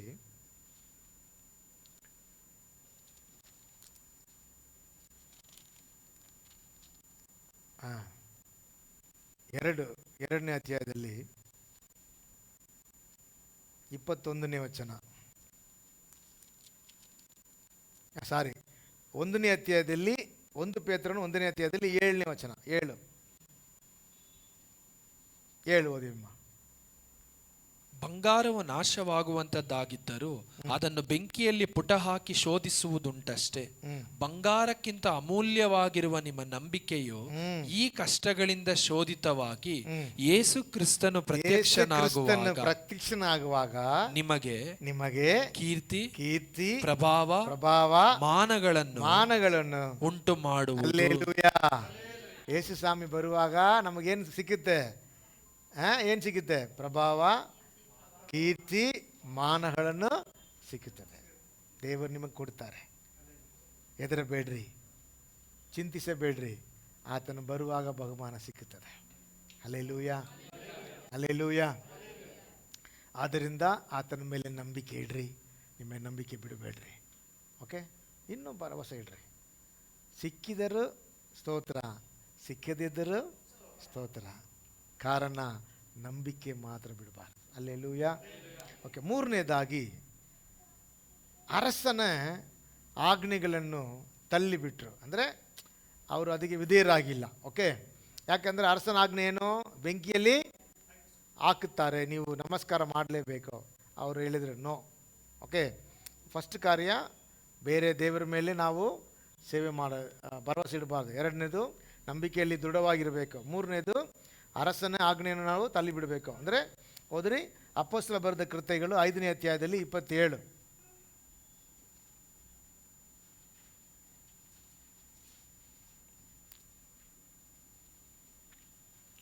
ಅವರನ್ನು ಕರೆತಂದು ಹಿರಿ ಸಭೆಯ ಮುಂದೆ ನಿಲ್ಲಿಸಿ ಮಹಾಯಾಜಕನು ಅವರನ್ನು ವಿಚಾರಣೆ ಮಾಡುತ್ತಾ ಇರುವಾಗ ನೀವು ಈ ಹೆಸರನ್ನು ಎತ್ತಿ ಉಪದೇಶ ಮಾಡಬಾರದು. ಅಂದ್ರೆ ಯೇಸು ಸ್ವಾಮಿ ಹೆಸರನ್ನು ಏನ್ ಮಾಡಬಾರದು? ನೀವು ಇನ್ನೊಬ್ಬರಿಗೆ ತಿಳಿಸಬಾರದು. ನಾವು ನಿಮಗೆ ಖಂಡಿತವಾಗಿ ಅಪ್ಪಣೆ ಕೊಟ್ಟೆವಲ್ಲ, ಆದರೂ ನೀವು ಯೆರೂಸಲೇಮನ್ನು ನಿಮ್ಮ ಉಪದೇಶದಿಂದ ತುಂಬಿಸಿದಿರಿ ಮತ್ತು ಆ ಮನುಷ್ಯನನ್ನು ಕೊಲ್ಲಿಸಿದ್ದಕ್ಕೆ ಓದಿ ಓದಿ ಅಮ್ಮ. ನಮ್ಮನ್ನು ಹೊಣೆ ಮಾಡಬೇಕೆಂದಿದ್ದೀರಿ ಎಂದು ಹೇಳಿದ್ದಕ್ಕೆ ಪೇತ್ರನು ಉಳಿದ ಅಪೊಸ್ತಲರು ಮನುಷ್ಯರಿಗಿಂತಲೂ ದೇವರಿಗೆ ಹೆಚ್ಚಾಗಿ ವಿಧೇಯರಾಗಿರಬೇಕಲ್ಲ. Hallelujah, hallelujah. ಮನುಷ್ಯರಿಗೆ ವಿಧೇಯರಾಗುವಂತಕ್ಕಿಂತಲೂ ದೇವರಿಗೆ ವಿಧೇಯವಾಗುವಂಥದ್ದೇ ಅವಶ್ಯ. ಕರೆಕ್ಟಾ? ಈಗ ಹೇಳ್ತಾರೆ ನಮ್ಮ ರಾಜಕೀಯದಲ್ಲಿ ಒಂದಿದೆ, ಸ್ವಾರ್ಥ ಸಾರಬಾರ್ದು, ಆಮೇಲೆ ಯೇಸು ಸ್ವಾಮಿ ಬರೋ ತಿರುಸಬಾರ್ದು, ಸೇವೆ ಮಾಡಬಾರ್ದು. ಇದು ಯಾರಾಜ್ಞೆ? ರಾಜಕೀಯದಲ್ಲಿ ಹೇಳುವ ಕಾರ್ಯ. ಓಕೆ, ಆದರೆ ನಾವು ಏನು ಮಾಡಬಾರ್ದು? ಅದಕ್ಕೆ ಕಿವಿ ಕೊಡಬಾರ್ದು. ಪೇತ್ರನ ಏನು ಮಾಡಿಲ್ಲ? ಕಿವಿ ಕೊಟ್ಟಿಲ್ಲ. ತಿರುಗಿ ಹೊಡಿಯೋಕ್ಕೆ ಕರೆತಂದರು. ಫಸ್ಟ್ ಹೊಡೆದು ಕಳಿಸ್ಬಿಟ್ರು, ನೀವು ಹೋಗಿ ಸೈಲೆಂಟ್ ಆಗಿರಬೇಕು. ಆದರೆ ಅವ್ರು ಹೇಳಿದರು, ಮನುಷ್ಯನಿಗಿಂತ ದೇವರಿಗೆ ವಿಧೇಯರಾಗಬೇಕು, ಸೇವೆ ಮಾಡಬೇಕು. ಪಕ್ಕದಲ್ಲಿ ಕೈ ಕೊಟ್ಟು ಹೇಳ್ರಿ, ಸೇವೆ ಮಾಡಿರಿ. ಹಾಂ, ಇಲ್ಲ ಭಯಪಟ್ಟು ಅಯ್ಯೋ ಹೇಳ್ಬಿಟ್ರು, BJP RSS ಹೇಳ್ಬಿಟ್ರು, ಏನೋ ಸೇವೆ ಮಾಡಬಾರ್ದು ಅಂತ ಹೇಳ್ಬಿಟ್ರು. ಅವ್ರು ಹೇಳ್ತಾರೆ, ಬೆಂಕಿ ಇದ್ದೇ ಇರುತ್ತೆ, ನೀವು ಹೇಳಿದರೆ ಬೆಂಕಿಯಲ್ಲಿ ಹಾಕ್ತೀನಿ ಅಂತ ಹೇಳ್ತಾರೆ. ಕರೆಕ್ಟಾ? ಇದ್ದೇ ಇರುತ್ತೆ. ಆದರೆ ನಾವು ಹೇಳಬೇಕು, ದೇವರಿಗೆ ವಿಧೇಯರಾಗಬೇಕು. ದೇವರು ನಮಗೆ ಹೇಳಿದ್ದಾರೆ, ತಿಳಿಸಲೇಬೇಕು. ಮರಣಕ್ಕೆ ಒಪ್ಪಿಸಲ್ಪಟ್ಟಿದವರಿಗೆ ಅವರನ್ನು ತಪ್ಪಿಸೋಕ್ಕಾಗುತ್ತಂದ್ರೆ ಏನು ಮಾಡಿರಿ? ತಪ್ಪಿಸಿ ಬಿಡ್ರಿ. ಅವ್ರು ನಿಮ್ಮನ್ನು ಬೈತಾರೆ. ಯಾರು ಇವಾಗ ನೋಡ್ರಿ, ಸೈತಾನ್ ಬಳಿಗೆ ಹೋಗಿ ನೀವು ದೇವರ ಬಗ್ಗೆ ಇರುವಾಗ ಅದು ನಿಮ್ಮ ಮೇಲೆ ಕೋಪ ಬಂದೇ ಬರುತ್ತೆ. ಬೈತಾರೆ, ಜಗಳ ಮಾಡುತ್ತಾರೆ, ಉಗಿತಾರೆ, ಇದೆಲ್ಲ ಬಂದೇ ಬರುತ್ತೆ. ಆದರೆ ದೇವರ ಬರೋಣಿಕೆಯಲ್ಲಿ ನಮಗೆ ಹೋಗಲಿಕ್ಕೆ ಸಿಕ್ಕುತ್ತೆ. Hallelujah, hallelujah. ಆದ್ದರಿಂದ ನಿಮಗೆ ಗೊತ್ತಿರೋರಿಗೆ ಹೇಳ್ರಿ, ನಾಚಿಕೆ ಪಡಬೇಡ್ರಿ, ಅವ್ರಿಗೆ ಹೇಳ್ರಿ. ಓಕೆ, ನೀವು ನಾಚಿಕೆ ಪಡುವಾಗ ರಾಜನ ಆಜ್ಞೆಗೆ ನೀವು ವಿಧೇಯರಾಗ್ತೀರಿ. ಆದರೆ ಅವ್ರು ಏನು ಮಾಡಿದರು? ರಾಜನ ಆಜ್ಞೆಗೆ ಕಿವಿ ಕೊಟ್ಟಿಲ್ಲ. ನೀವು ನಮಸ್ಕಾರ ಮಾಡಬೇಕು, ನಾವು ಮಾಡಲ್ಲ, ದೇವರು ಮಾತ್ರ ಆರಾಧನೆ ಮಾಡ್ತೀವಿ. ಹಲ್ಲೆಲೂಯಾ. ಆ ಥರ ನಾವು ಹೇಳಬೇಕು. ಪೇತ್ರನ್ನು ಕರೆದವ್ರನ್ನು ಹೊಡೆದು ಹೇಳಿದ್ರು, ಇನ್ನು ಮುಂದೆ ಯೇಸು ಸ್ವಾಮಿ ಪರವಾಗಿ ತಿಳಿಸಬಾರ್ದು. ಆದರೆ ಅವರು ಊರೆಲ್ಲ ಹೋಗಿ ತಿಳಿಸ್ತಾ ಇದ್ರಲ್ಲ. ಬೈಬಲಲ್ಲಿ ಇದೆಲ್ಲ ಎಲ್ಲಿದೆ? ಯೆರೂಸಲೇಮ್ ನಿಮ್ಮ ಉಪದೇಶದಿಂದ ತುಂಬಿದೆ. ಎಲ್ಲ ಕಡೆಗೆ ಹೋಗಿ ಯೇಸು ಸ್ವಾಮಿ ಪರವಾಗಿ ಹೇಳಿದರು. ನೀವು ಎಲ್ಲ ಕಡೆ ಹೋಗ್ಬೇಕು ಅಂತ ಅವಶ್ಯ ಇಲ್ಲ. ಇರುವ ಜಾಗದಲ್ಲಿ ನಿಮಗೆ ಗೊತ್ತಿರೋರಿಗೆ ಯೇಸು ಸ್ವಾಮಿ ಪರವಾಗಿ ಹೇಳ್ರಿ. ಹಲ್ಲೆಲೂಯಾ. ನಾಚಿಕೆ ಪಡಬೇಡ್ರಿ, ನೀವು ಹೇಳ್ರಿ. ಅವರು ನಿಂದಿದ್ರು, ಅವರು ಅರಸನ ಆಜ್ಞೆಗೆ ಒಳಪಟ್ಟಿಲ್ಲ, ದೇವರಿಗೆ ಅವರು ವಿಧೇಯರಾದರು. ಹಲ್ಲೆಲೂಯಾ. ದೇವರು ಅವರನ್ನು ಬೆಂಕಿಯಲ್ಲಿ ತಪ್ಪಿಸೋಕ್ಕೆ ಶಕ್ತನಾದ. ಓಕೆ, 4ನೇದು ತುಂಬ ನಾನು ಆಶ್ಚರ್ಯಪಟ್ಟ ಒಂದು ಕಾರ್ಯ, ತಮ್ಮ ಶರೀರಗಳನ್ನು ಒಪ್ಪಿಸಿಕೊಟ್ಟಿದ್ದ. ಕನ್ನಡದಲ್ಲಿ ಹಾಗೆ ಬಂದಿದೆಯಲ್ಲ ಅದು? ಕನ್ನಡದಲ್ಲಿ ಹೇಗೆ ಬಂದಿದೆ? ತಮ್ಮ ಶರೀರಗಳನ್ನು ಒಪ್ಪಿಸಿಕೊಟ್ಟಿದ್ದ. 28ನೇ ವಚನದಲ್ಲಿ ಆ ಪದದಿಂದ ಓದಬೇಕು. ಬೇರೆ ದೇವರನ್ನು ಹೊರತು ಯಾವ ದೇವರನ್ನು ಸೇವಿಸಿ ಪೂಜಿಸಬಾರದೆಂದು ಸ್ವದೇಹಗಳನ್ನು ಮರಣಕ್ಕೆ ಒಪ್ಪಿಸಿದ ತನ್ನ ಸೇವಕರ. ಹಲ್ಲೆಲೂಯಾ. ಸರಿಯಾ? ನಮ್ಮನ್ನು ಒಪ್ಪಿಸಿಕೊಡದೇ ಇರುವ ದೇವ ನಂಬಿಕೆ ವ್ಯರ್ಥ. ನಮ್ಮನ್ನು ದೇವರಿಗೆ ಒಪ್ಪಿಸಿಕೊಡದೇ ಇರುವ ನಂಬಿಕೆ ವ್ಯರ್ಥ. ಅಲ್ಲ, ವಾಕ್ಯ ಓದ್ರಿ, ನಿಮಗೆ ಗೊತ್ತಾಗುತ್ತೆ. ರೋಮರ್ ಬರೆದ ಪತ್ರಿಕೆ 12ನೇ ಅಧ್ಯಾಯದಲ್ಲಿ, ರೋಮರ್ ಬರೆದ ಪತ್ರಿಕೆ 12ರಲ್ಲಿ 1.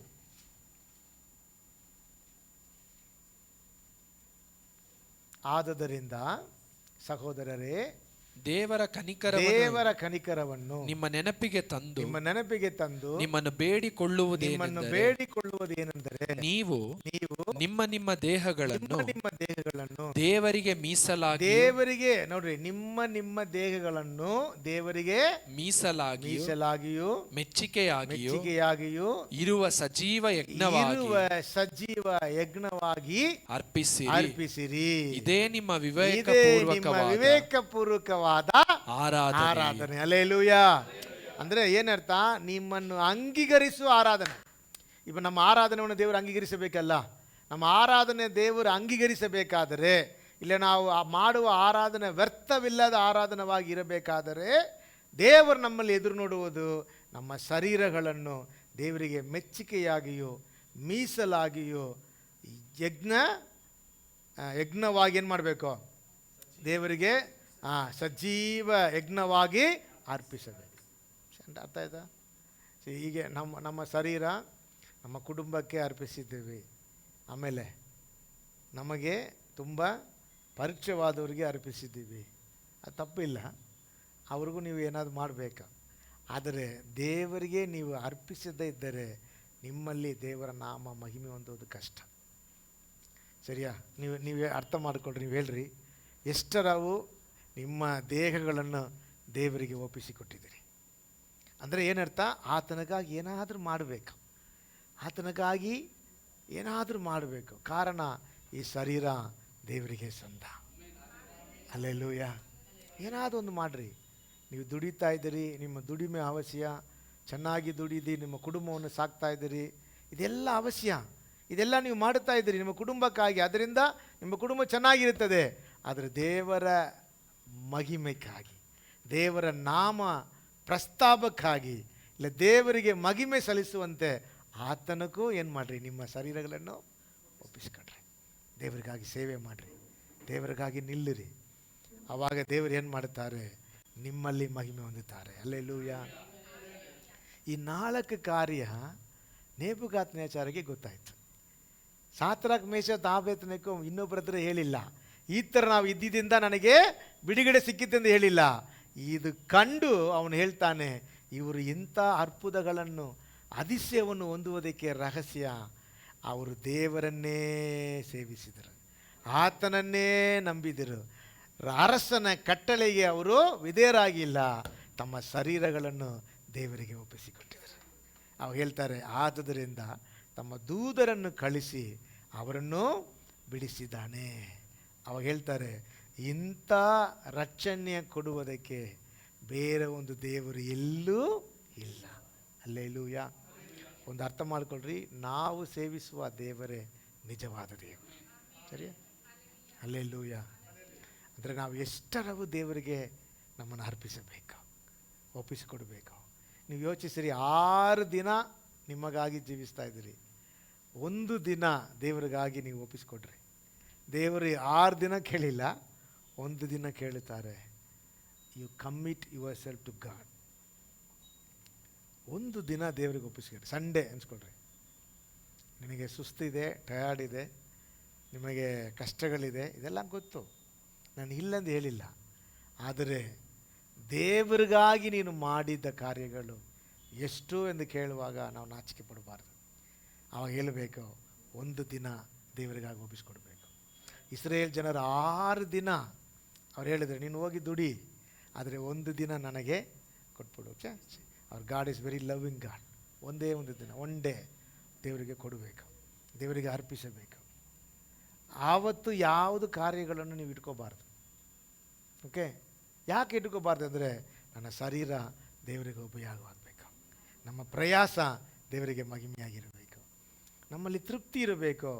ದೇವರಿಗಾಗಿ ಏನಾದರೂ ಒಂದು ಮಾಡಿದ್ದೆ, ಸರಿಯಾ? ಹಲ್ಲೆಲೂಯ. ಆ ತೃಪ್ತಿ ನಮ್ಮ ಹೃದಯದಲ್ಲಿ ಇಲ್ಲದಿದ್ದರೆ, ನಮ್ಮ ಹೃದಯ ನಮ್ಮ ಹತ್ರ ಕೇಳುತ್ತದೆ, ನನ್ನ ಆತ್ಮವೇ ನಮ್ಮ ಹತ್ರ ಕೇಳುತ್ತದೆ, ನಾನು ದೇವರಿಗಾಗಿ ಏನು ಮಾಡಿದ್ದೆ. ಅರ್ಥ ಆಯ್ತಾ? ಹಲ್ಲೆಲೂಯ. ದೇವರಿಗಾಗಿ ಒಪ್ಪಿಸಿಕೊಡಬೇಕು. ಒಪ್ಪಿಸಿಕೊಡುವಾಗ ದೇವರು ನಮ್ಮಿಂದ ಮಹಿಮೆ ಹೊಂದುವನಾಗಿದ್ದಾನೆ. ಒಪ್ಪಿಸಿಕೊಟ್ಟಿದ್ದರು, ಅಗ್ನಿಯಲ್ಲಿ ದೇವರು ಅದ್ಭುತವನ್ನು ಮಾಡಿದ. Hallelujah, hallelujah. ಆ ಒಂದು ವಾಕ್ಯ ಓದಿ ನಾವೆಲ್ಲ ಪ್ರಾರ್ಥನೆ ಮಾಡೋಣ. ಯೆಶಾಯ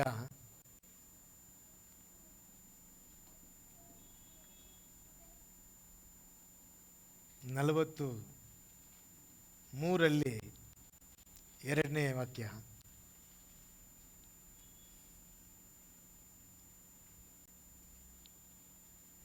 ನೀನು ತಣ್ಣೀರನ್ನು, ನೀನು ಜಲರಾಶಿಯನ್ನು ಹಾದು ಹೋಗುವಾಗ ನಾನು ನಿನ್ನ ಸಂಗಡ ಇರುವೆನು. ನೋಡ್ರಿ, ನಾನು ನಿನ್ನ ಸಂಗಡ ಇರುವೆನು.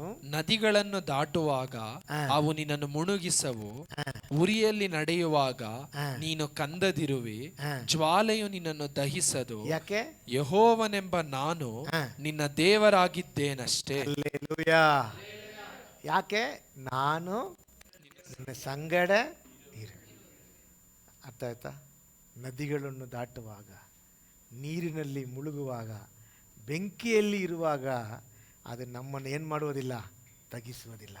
ಕಾರಣ ಆತನು ವಾಗ್ದಾನ ಮಾಡುತ್ತಾನೆ, ನಾನು ನಿನ್ನ ಜೊತೆಯಲ್ಲಿ ಇರುವೆನು. ನಾವು ಈ ಥರ ನೀವು ಹೇಳಿ ದೇವರು ನಮ್ಮ ಜೊತೆಲಿ ಇರ್ತಾರೆ, ಆ ಥರ ಇಲ್ಲ. ನಾನು ದೇವರಿಗಾಗಿ ನಿಲ್ಲಬೇಕು. ಇದಕ್ಕೆ ಕಾರಣ ದೇವರಿಗಾಗಿ ಅವರು ನಿಲ್ಲುವುದರಿಂದ, ನಿಂದಿದ್ದರಿಂದ ಈ ಸಾಕ್ಷಿ ಅವರಿಗೆ ಸಿಕ್ಕಿತ್ತು. Okay, alleluia. ಎಷ್ಟು ಜನ ದೇವರಿಗಾಗಿ ತಮ್ಮನ್ನು ಒಪ್ಪಿಸಿಕೊಡೋಕ್ಕೆ ಇಷ್ಟಪಡ್ತಾ ಇದ್ದಾರೆ? ದೇವರ ಸಮೂಹದಲ್ಲಿ ಎದ್ದೇಳಿ ಒಪ್ಪಿಸಿಕೊಡ್ರಿ. ದೇವರಿಗಾಗಿ ಏನಾದರೂ ಮಾಡಬೇಕು, ದೇವರಿಗಾಗಿ ಸೇವೆ ಮಾಡಬೇಕು. ಚಿಕ್ಕ ಮಕ್ಕಳ ಸೇವೆ, ಯೌವನಸ್ಥರ ಸೇವೆ, ದೊಡ್ಡ ಮಕ್ಕಳ ಸೇವೆ, ಏನಾದರೂ ಒಂದು ಮಾಡಬೇಕು. ನಮ್ಮ ಶರೀರ ಬೆಳಗಿನವಾಗುತ್ತದೆ, ನಮಗೆ ಸುಸ್ತಾಗುತ್ತದೆ, ಟಯರ್ಡ್ ಆಗುತ್ತದೆ. ನಾವು ಹೋಗಿ ಮಲಗಬೇಕು, ನಿದ್ರೆ ಮಾಡಬೇಕು, ರೆಸ್ಟ್ ತಗೋಬೇಕೆಂದು ಶರೀರ ಹೇಳುತ್ತದೆ. ಅದರಲ್ಲಿ ಯಾವ ತಪ್ಪಿಲ್ಲ, ನಿಜ. ಆದರೆ ದೇವ ಜನರೇ, ದೇವರಿಗಾಗಿ ನಮ್ಮ ಶರೀರ ಯಾವಾಗ ನಾವು ಒಪ್ಪಿಸಿಕೊಡುವೆ? ಏನಾದರೂ ದೇವರಿಗಾಗಿ ಮಾಡಬೇಕಲ್ಲ. Hallelujah, thank you Jesus. ನಾವೆಲ್ಲರೂ ದೇವ ಸಮೂಹದಲ್ಲಿ ನಮ್ಮನ್ನು ಅರ್ಪಿಸೋಣ. ದೇವರೇ, ನನ್ನ ಹೃದಯ ನನಗೆ ಸಾಕ್ಷಿ ಹೇಳಬೇಕು. ನಾನು ದೇವರಿಗಾಗಿ ನಿಂದೆ, ದೇವರಿಗಾಗಿ ಆತ್ಮವನ್ನು ಸಂಪಾದಿಸಿದ್ದೆ, ದೇವರಿಗಾಗಿ ಪ್ರಯತ್ನ ಮಾಡಿದ್ದೆ, ಪ್ರಯಾಸ ಪಟ್ಟಿದ್ದೆ, ದೇವರಿಗಾಗಿ ಒಂದು ದಿನ ನಾನು ಅರ್ಪಿಸಿದೆ ಎಂದು ನಾನು ಹೇಳುವಂಥವನಾಗಿ ನಮ್ಮ ದೇವ ಸಮೂಹದಲ್ಲಿ ನಮ್ಮನ್ನು ಒಪ್ಪಿಸೋಣ. Hallelujah, hallelujah.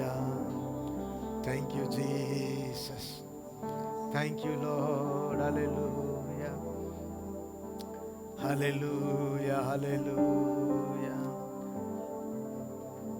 சிலுவை சுமந்துராய் நாகுவோ, சிலுவை சுமந்துராய் சீஷராகுவோ, சிந்தை வாழ்வினில் தாழ்மை தரிப்போம், சிந்தை சுமப்பீனும் சந்தோஷம் கொள்ளும்,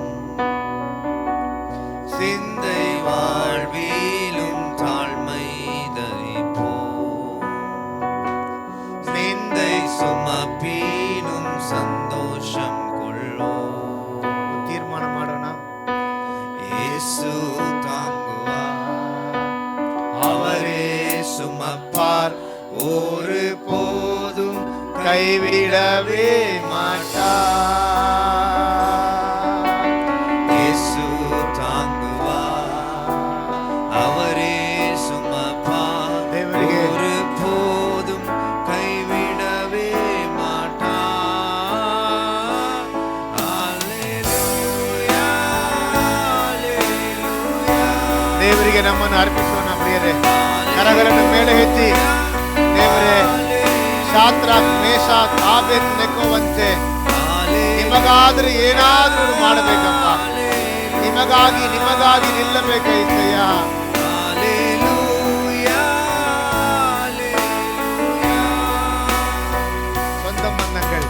சொந்தம் பந்தங்கள் சொல்லால் கொள்ளலாம். ஆமென். சொந்தம் பந்தங்கள் சொல்லால் கொள்ளலாம், மாற்றோர் சதி செய்து மதிப்பை கெடுக்கலாம், மாற்றோர் சதி செய்து மதிப்பை கெடுக்கலாம். அவருக்காகவே அனைத்தும் இழந்தாலும் அதை மகிமை என்றெண்ணிடுவே.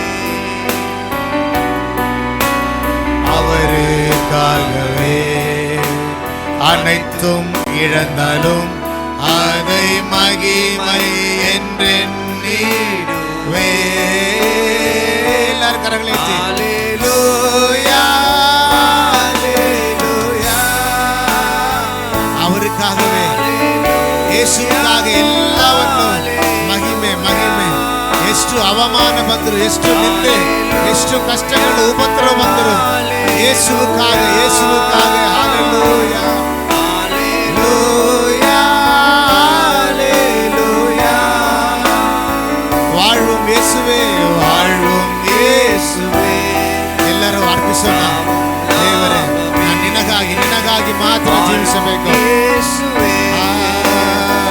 யாவும் லாபமே. அவர் பெருகவும் நான் சிறுகவும் வேண்டும். இயேசுக்காக ஒரு நாள் ஒப்பு கொடுப்போம். இயேசுக்காக ಒಂದು ದಿನ ದೇವರಿಗಾಗಿ ನಮ್ಮ ಅರ್ಪಿಸೋಣ.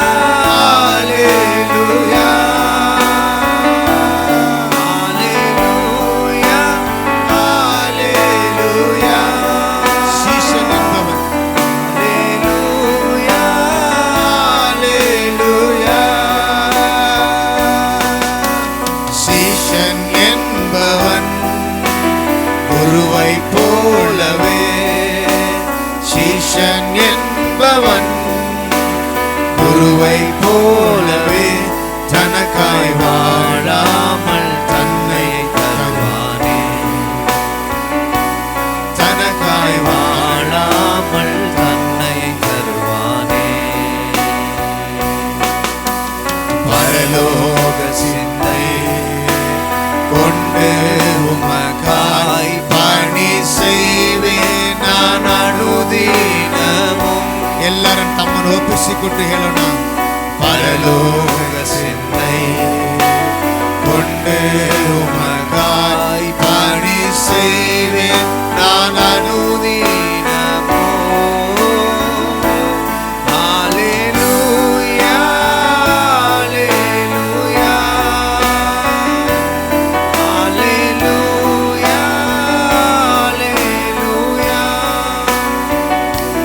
ஹல்லேலூயா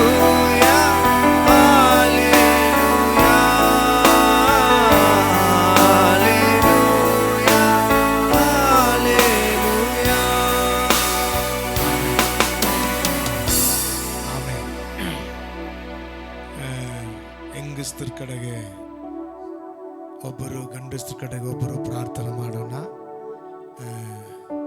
ಇವಾಂಜಲಿನ್ ಹೆಂಗಸ್ತರ ಕಡೆಗೆ ಪ್ರಾರ್ಥನೆ ಮಾಡ್ರಿ, ಗಂಡಸ್ತರ ಕಡೆಗೆ ಹೇಮಂತ್ ಪ್ರೇಯರ್ ಮಾಡ್ರಿ. ಒಂದೇ ಕಾರ್ಯ, ದೇವರೇ ಶಾದ್ರಾಕ್ ಆಬೇದ್ ಮೇಷಾಕ್ ಆಬೇದ್ ನೆಕೋ ಅವರು ತಮ್ಮನ್ನು ಒಪ್ಪಿಸಿಕೊಟ್ಟಿದ್ದರಿಂದ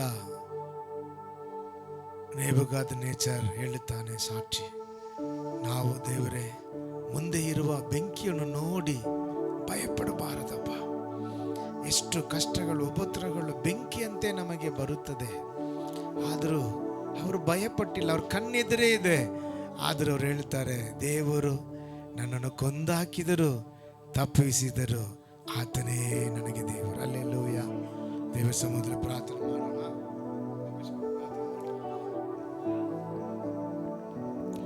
ಮಹಾಪರಿಶುದ್ಧ ದೇವರೇ, ನಿಮಗೆ ಕೋಟಿ ಕೋಟಿ ಸ್ತೋತ್ರ ರಾಜನೇ. ಏಸಪ್ಪ, ಒಳ್ಳೆಯ ವಾಕ್ಯ ಸಂದೇಶವನ್ನು ಸ್ವಾಮಿ ಏಸಪ್ಪ ನೀನು ಕೊಟ್ಟಿದ್ದಕ್ಕಾಗಿ ಕೋಟಿ ಕೋಟಿ ಸ್ತೋತ್ರ ರಾಜನೇ. ಏಸಪ್ಪ, ಕೇಳಿರುವಂಥ ವಾಕ್ಯ ಪ್ರಕಾರವಾಗಿ ದೇವರೇ ಶದ್ರಕ್ ಮೇಷಕ್ ಅಬೇದ್ನೆಗೋ ರೀತಿಯಾಗಿ ರಾಜನೇ ನಾವು ಕೂಡ ಸ್ವಾಮಿ ಕರ್ತನಿಗಾಗಿ ನಿಲ್ಲೋದಕ್ಕೆ ಸಹಾಯ ಮಾಡಿರಿ ಅಂತ ಪ್ರಾರ್ಥಿಸ್ತಾ ಇದ್ದೆ ದೇವರೇ. ಏಸಯ್ಯ, ನಿಮ್ಮ ಅಮೂಲ್ಯವಾದಂಥ ರಕ್ತದಿಂದ ನಮ್ಮನ್ನು ನೀವು ಸಂಪಾದಿಸ್ತೀರ ರಾಜನೇ. ಏಸಯ್ಯ, ಲೋಕದಲ್ಲಿ ಉಪದ್ರವಗಳು ಏನೇ ಬಂದ್ರೂ ಸ್ವಾಮಿ, ಕಷ್ಟ ಬಂದ್ರೂ, ಅವಮಾನ ಬಂದ್ರೂ ದೇವರೇ, ಮನುಷ್ಯರು ನಮ್ಮನ್ನು ಬಿಟ್ಟು ಹೋದ್ರೂ ದೇವರೇ, ವಿರುದ್ಧವಾಗಿ ನಿಲ್ತಿದ್ರು ದೇವರೇ, ನಿಂದೆಗಳು ಬಂದ್ರೂ ಸ್ವಾಮಿ, ಸಮಸ್ಯೆಗಳು ಏನೇ ಆದ್ರೂ, ಅಲೆಲೆಗಳು ಬಂದ್ರೂ ಸ್ವಾಮಿ ಏಸಪ್ಪ, ನಿಮಗಾಗಿ ನಾವು ಜೀವಿಸಬೇಕು ಸ್ವಾಮಿ, ನಿಮಗಾಗಿ ನಾವು ಓಡಬೇಕು ರಾಜನೇ. ಈ ಓಟದಲ್ಲಿ ಸ್ವಾಮಿ ಏಸಯ್ಯ ನಾವು ನಿಲ್ಲಬಾರ್ದು, ಹಿಂದೆ ತಿರುಗಿ ನೋಡಬಾರ್ದು ರಾಜನೇ. ಕರ್ತನಿಗಾಗಿ ಓಡಬೇಕು ಸ್ವಾಮಿ ಅಂತ ಕೃಪೆಯನ್ನು ನಮ್ಮೆಲ್ಲರಿಗೂ ದಯಪಾಲಿಸ್ರಿ ಅಂತ ನಾವು ಪ್ರಾರ್ಥಿಸ್ತಾ ಇದ್ದೀವಿ ದೇವರೇ. ಏಸಪ್ಪ, ಕರ್ತನಿಗಾಗಿ ವೈರಾಗ್ಯವಾಗಿ ಜೀವಿಸೋದಕ್ಕೆ ನಮಗೆ ಏಸಪ್ಪ ಬಲವನ್ನು ದಯಪಾಲಿಸ್ರಿ ರಾಜನೇ. ಆತ್ಮದಲ್ಲಿದ್ದ ಬಲವನ್ನು ನಮಗೆ ದಯಪಾಲಿಸ್ರಿ ರಾಜನೇ. ಶಕ್ತಿಯನ್ನು ನಮಗೆ ದಯಪಾಲಿಸ್ರಿ ಅಂತ ಪ್ರಾರ್ಥಿಸ್ತಾ ಇದ್ದೀನಿ ದೇವರೇ. ಏಸಪ್ಪ, ಹೌದು ರಾಜನೇ, ಅಯ್ಯ, ನಾವು ಹಿಂದೆ ತಿರುಗಿ ಹೋಗುವಂಥ ಜನರಾಗಿ ಇರಬಾರ್ದು ರಾಜನೇ, ಮುಂದೆ ಸಾಗುವಂತೆ ಸಹಾಯ ಮಾಡಿರಿ ದೇವರೇ. ದೇವರಿಗಾಗಿ ಸ್ವಾಮಿ ಏಸಪ್ಪ. ಹೌದು ರಾಜನೇ, ಏನೇ ಸಮಸ್ಯೆಗಳು ಬಂದ್ರೂ ದೇವರೇ ಏಸಪ್ಪ, ನಾವು ಹಿಂದೆ ತಿರುಗಿ ನೋಡದೆ ಏಸಯ್ಯ ನಿನಗಾಗಿ ರಾಜನೇ ಬಾಳೋದಕ್ಕೆ ಸಹಾಯ ಮಾಡಿರಿ ಅಂತ, ನಿಮ್ಮ ಶಕ್ತಿಯಿಂದ ನಮ್ಮನ್ನು ತುಂಬಿಸ್ರಿ ಅಂತ ಪ್ರಾರ್ಥಿಸ್ತಾ ಇದ್ದೀನಿ ದೇವರೇ ಏಸಯ್ಯ. ನಿಮ್ಮ ನಾಮ ಮಾತ್ರ ಮಹಿಮೆ ಹೊಂದಲಿ, ಕೇಳಿರುವಂಥ ಪ್ರಕಾರವಾಗಿ ನಡೆಯೋದಕ್ಕೆ ಶಕ್ತಿ ನೀಡಿದಕ್ಕಾಗಿ ಸ್ತೋತ್ರ. ಏಸೈ ನಾಮದಲ್ಲಿ ಬೇಡಿ ಹೊಂದಿದ್ದೇವೆ ಪ್ರೀತಿ ಉಳಿದ ಪರಲೋಕದ ತಂದೆಯೇ. ಪರಿಶುದ್ಧನು, ಉನ್ನತನು, ಮಹೋನ್ನತನು, ಸರ್ವಶಕ್ತನಾದಂಥ ದೇವರೇ, ನಿಮ್ಮ ನಾಮಕ್ಕೆ ಕೋಟಿ ಸ್ತೋತ್ರಪ್ಪ. ಕರ್ತನೆ, ಶಾದ್ರಕ್, ಮೇಷಕ್, ಅಬೇದ್ನೆಗೋನ ನೋಡಿದ ಅನ್ಯ ದೇಶದ ಅರಸನು ದೇವರೇ, ಅವರಲ್ಲಿದ್ದಂಥ ನಂಬಿಕೆ, ಅವರಲ್ಲಿ ಇದ್ದಂಥ ದೇವರ ಮೇಲಣ ವೈರಾಗ್ಯವು, ಅವರಲ್ಲಿ ಇದ್ದಂಥ ಅಪ್ಪ ಅರ್ಪಣೆಯನ್ನು ನೋಡಿ ಅಪ್ಪ ತನ್ನ ಬಾಯಿಯಿಂದ ಅದನ್ನು ಹೇಳಿ ಅವರ ದೇವರಾದ ಯೆಹೋವನನ್ನು ಹೊಗಳೋದನ್ನು ಈ ವಾಕ್ಯದಿಂದ ನಮಗೆ ನೀವು ತಿಳಿಸಿಕೊಟ್ಟದಕ್ಕಾಗಿ ಸ್ತೋತ್ರ ಏಸಪ್ಪ. ನಮ್ಮ ಜೀವಿತದ ಕಾಲದಲ್ಲಿಯೂ ಕೂಡ ನಮ್ಮನ್ನು ಕಾಣುವವರು, ನಮ್ಮ ಜೀವಿತದ ನಡವಳಿಕೆ, ನಡತೆಗಳನ್ನು, ಸ್ವಭಾವಗಳನ್ನು ನೋಡುವವರು, ನಾವಾರಾಧಿಸುವಂಥ ನಮ್ಮ ದೇವರಾದ ಯೆಹೋವನನ್ನು ಮಹಿಮೆ ಪಡಿಸುವಂತೆ ಅನ್ಯ ಜನರ ಬಾಯಿಯಿಂದ, ಅನ್ಯ ಜನರ ನಾಲಿಗೆಗಳಿಂದ ದೇವರಿಗೆ ಮಹಿಮೆಯನ್ನು ತರುವಂಥ ಸ್ತುತಿಗಳನ್ನು ದೇವರ ಎಬ್ಬಿಸುವಂಥ ಜೀವಿತಗಳಾಗಿ ನಮ್ಮ ಜೀವಿತಗಳನ್ನು ನೀವು ಮಾರ್ಪಡಿಸಿ ಎಂದು ನಿಮ್ಮ ಕೈಗಳಲ್ಲಿ ನಾವು ಒಪ್ಪಿಸಿಕೊಡುತ್ತೇವೆ ಅಪ್ಪ. ಆ ಮೂವರಲ್ಲಿ ಇದ್ದಂಥ ಅರ್ಪಣೆ, ಆ ಮೂವರಲ್ಲಿ ಇದ್ದಂಥ ಭಕ್ತಿ ವೈರಾಗ್ಯವು ಕರ್ತನೆ, ಅನ್ಯ ದೇಶದ ಅರಸನೇ ದೇವರನ್ನ ಕೊಂಡಾಡುವ ಹಾಗೆ ಅಪ್ಪ ಕರ್ತನೆ ಮಾಡಿತೆಂದರೆ ಕರ್ತನೆ, ಹೊಸ ಒಡಂಬಡಿಕೆಯಲ್ಲಿ ನಿಂತಿರುವಂತ ನಿಮ್ಮ ಮಕ್ಕಳಾದ ನಮ್ಮಲ್ಲಿ ಕರ್ತನೆ ಇದಕ್ಕಿಂತಲೂ ಅಧಿಕವಾದ ಭಕ್ತಿ ವೈರಾಗ್ಯವು ಕಂಡು ಬರುವಾಗ ಅನ್ಯ ಜನರ ಬಾಯಿಗಳು ಮಾತ್ರವಲ್ಲ, ಅನ್ಯ ಜನರ ಜೀವಿತಗಳೇ ನಿಮ್ಮ ಮುಂದೆ ಅರ್ಪಿತವಾಗುತ್ತದೆ ಎಂದು ನಂಬುತ್ತೇವೆ ಅಪ್ಪ. ಕಾರಣ ಕರ್ತನೆ, ಜೀವದಾಯಕನ ವಾಕ್ಯಗಳು ಕರ್ತನೆ ಅಪ್ಪ ಈ ಲೋಕದಲ್ಲಿ ಬೆಳಕುಗಳಾಗಿ ಉರಿಯುವಂತೆ ಕರ್ತನೆ, ನಿಮ್ಮ ಸುವಾರ್ತೆ ಎಂಬ ಕರ್ತನೆ ಆಯುಧವು ನಮ್ಮ ಕೈಗಳಲ್ಲಿ ಕೊಡಲ್ಪಟ್ಟಿರೋದ್ರಿಂದ ಕರ್ತನೆ ಅಪ್ಪ, ವಾಕ್ಯಗಳು ಇಲ್ಲ, ಬರಹವಿಲ್ಲ ಕರ್ತನೆ, ಕೇವಲ ನ್ಯಾಯ ಪ್ರಮಾಣವನ್ನು ಇಟ್ಟ ಭಕ್ತರ ಜೀವಿತವೇ ದೇವರಿಗಾಗಿ ಇಷ್ಟು ಶೋಭಿಸಿರುವುದಾಗಿದ್ದರೆ ಅಪ್ಪ, ನಿಮ್ಮ ಸತ್ಯ ವೇದವನ್ನ ಹಿಡಿದಿರುವಂತ ನಿಮ್ಮ ಹೊಸ ಒಡಂಬಡಿಕೆಯ ಮಕ್ಕಳಾದ ನಾವುಗಳು, ನಮ್ಮ ಜೀವಿತಗಳು ಇದಕ್ಕಿಂತಲೂ ಹೆಚ್ಚಾಗಿ ಶೋಭಿತವಾಗಿ ನಮ್ಮ ದೇವರಾದ ಕರ್ತನಿಗೆ ಅಪ್ಪ ಮಹಿಮೆಯನ್ನ ತರುವಂತೆ, ಸ್ತುತಿಗಳನ್ನ ತರುವಂತೆ, ಸ್ತೋತ್ರಗಳನ್ನ ತರುವಂತೆ, ನಮ್ಮ ಜೀವಿತದ ಓಟವನ್ನು ನಾವು ಮುಗಿಸುವಷ್ಟರೊಳಗೆ ಒಂದು ಕೂಟ ಗುಂಪನ್ನ ದೇವರಿಗಾಗಿ ಸಿದ್ಧಪಡಿಸಿ ದೇವರಿಗಾಗಿ ಸಂಪಾದಿಸುವಂತೆ ನಮ್ಮೊಬ್ಬೊಬ್ಬರನ್ನ ಅಪ್ಪ ನಿಮ್ಮ ಬಲದಿಂದ, ನಿಮ್ಮ ಶಕ್ತಿಯಿಂದ, ನಿಮ್ಮ ಆತ್ಮನ ಅಭಿಷೇಕದಿಂದ ತುಂಬಿಸಿ ಎಂದು ನಾವು ಪ್ರಾರ್ಥಿಸುತ್ತೇವೆ. ನಿಮ್ಮ ಕೈಗಳಲ್ಲಿ ಒಪ್ಪಿಸಿಕೊಡುತ್ತೇವೆ ಅಪ್ಪ. ಅರ್ಪಣೆಯು, ವಿಧೇಯತೆಯು ಕರ್ತನೆ ನಮ್ಮಲ್ಲಿ ಉಂಟಾಗುವಂತೆ, ಭಯವು, ಭಕ್ತಿಯು, ದೇವರ ಮೇಲಣ ವೈರಾಗ್ಯವು ನಮ್ಮಲ್ಲಿ ಹೆಚ್ಚಾಗುವಂತೆ ದೇವರೇ, ನಿಮ್ಮ ವಾಕ್ಯಗಳಿಂದ ನಮ್ಮನ್ನ ಬಲಪಡಿಸಿ, ನಿಮ್ಮ ವಾಕ್ಯಗಳಿಂದ ನಮ್ಮ ನಂಬಿಕೆಯನ್ನು ದೃಢಪಡಿಸಿ ನಿಮ್ಮ ಕೈಗಳಲ್ಲಿ ಒಪ್ಪಿಸಿಕೊಡುತ್ತೇವೆ. ವಾಕ್ಯವನ್ನ ಕೊಟ್ಟ ದೇವರು ಅದನ್ನ ಕೈಗೊಳ್ಳುವುದಕ್ಕೆ ಬೇಕಾದ ಫಲವನ್ನು ನೀವು ಕೊಡುತ್ತೀರಿ ಎಂದು ನಂಬಿ ನಿಮಗೆ ಸ್ತೋತ್ರ ಮಾಡ್ತೇವೆ ಅಪ್ಪ. ನಿಮ್ಮ ನಾಮಕ್ಕೆ ಮಹಿಮೆ ಉಂಟಾಗಲಿ. ಯೇಸುವಿನ ನಾಮದಲ್ಲಿ ಪ್ರಾರ್ಥಿಸ್ತೇವೆ ತಂದೆಯೇ, ಆಮೆನ್.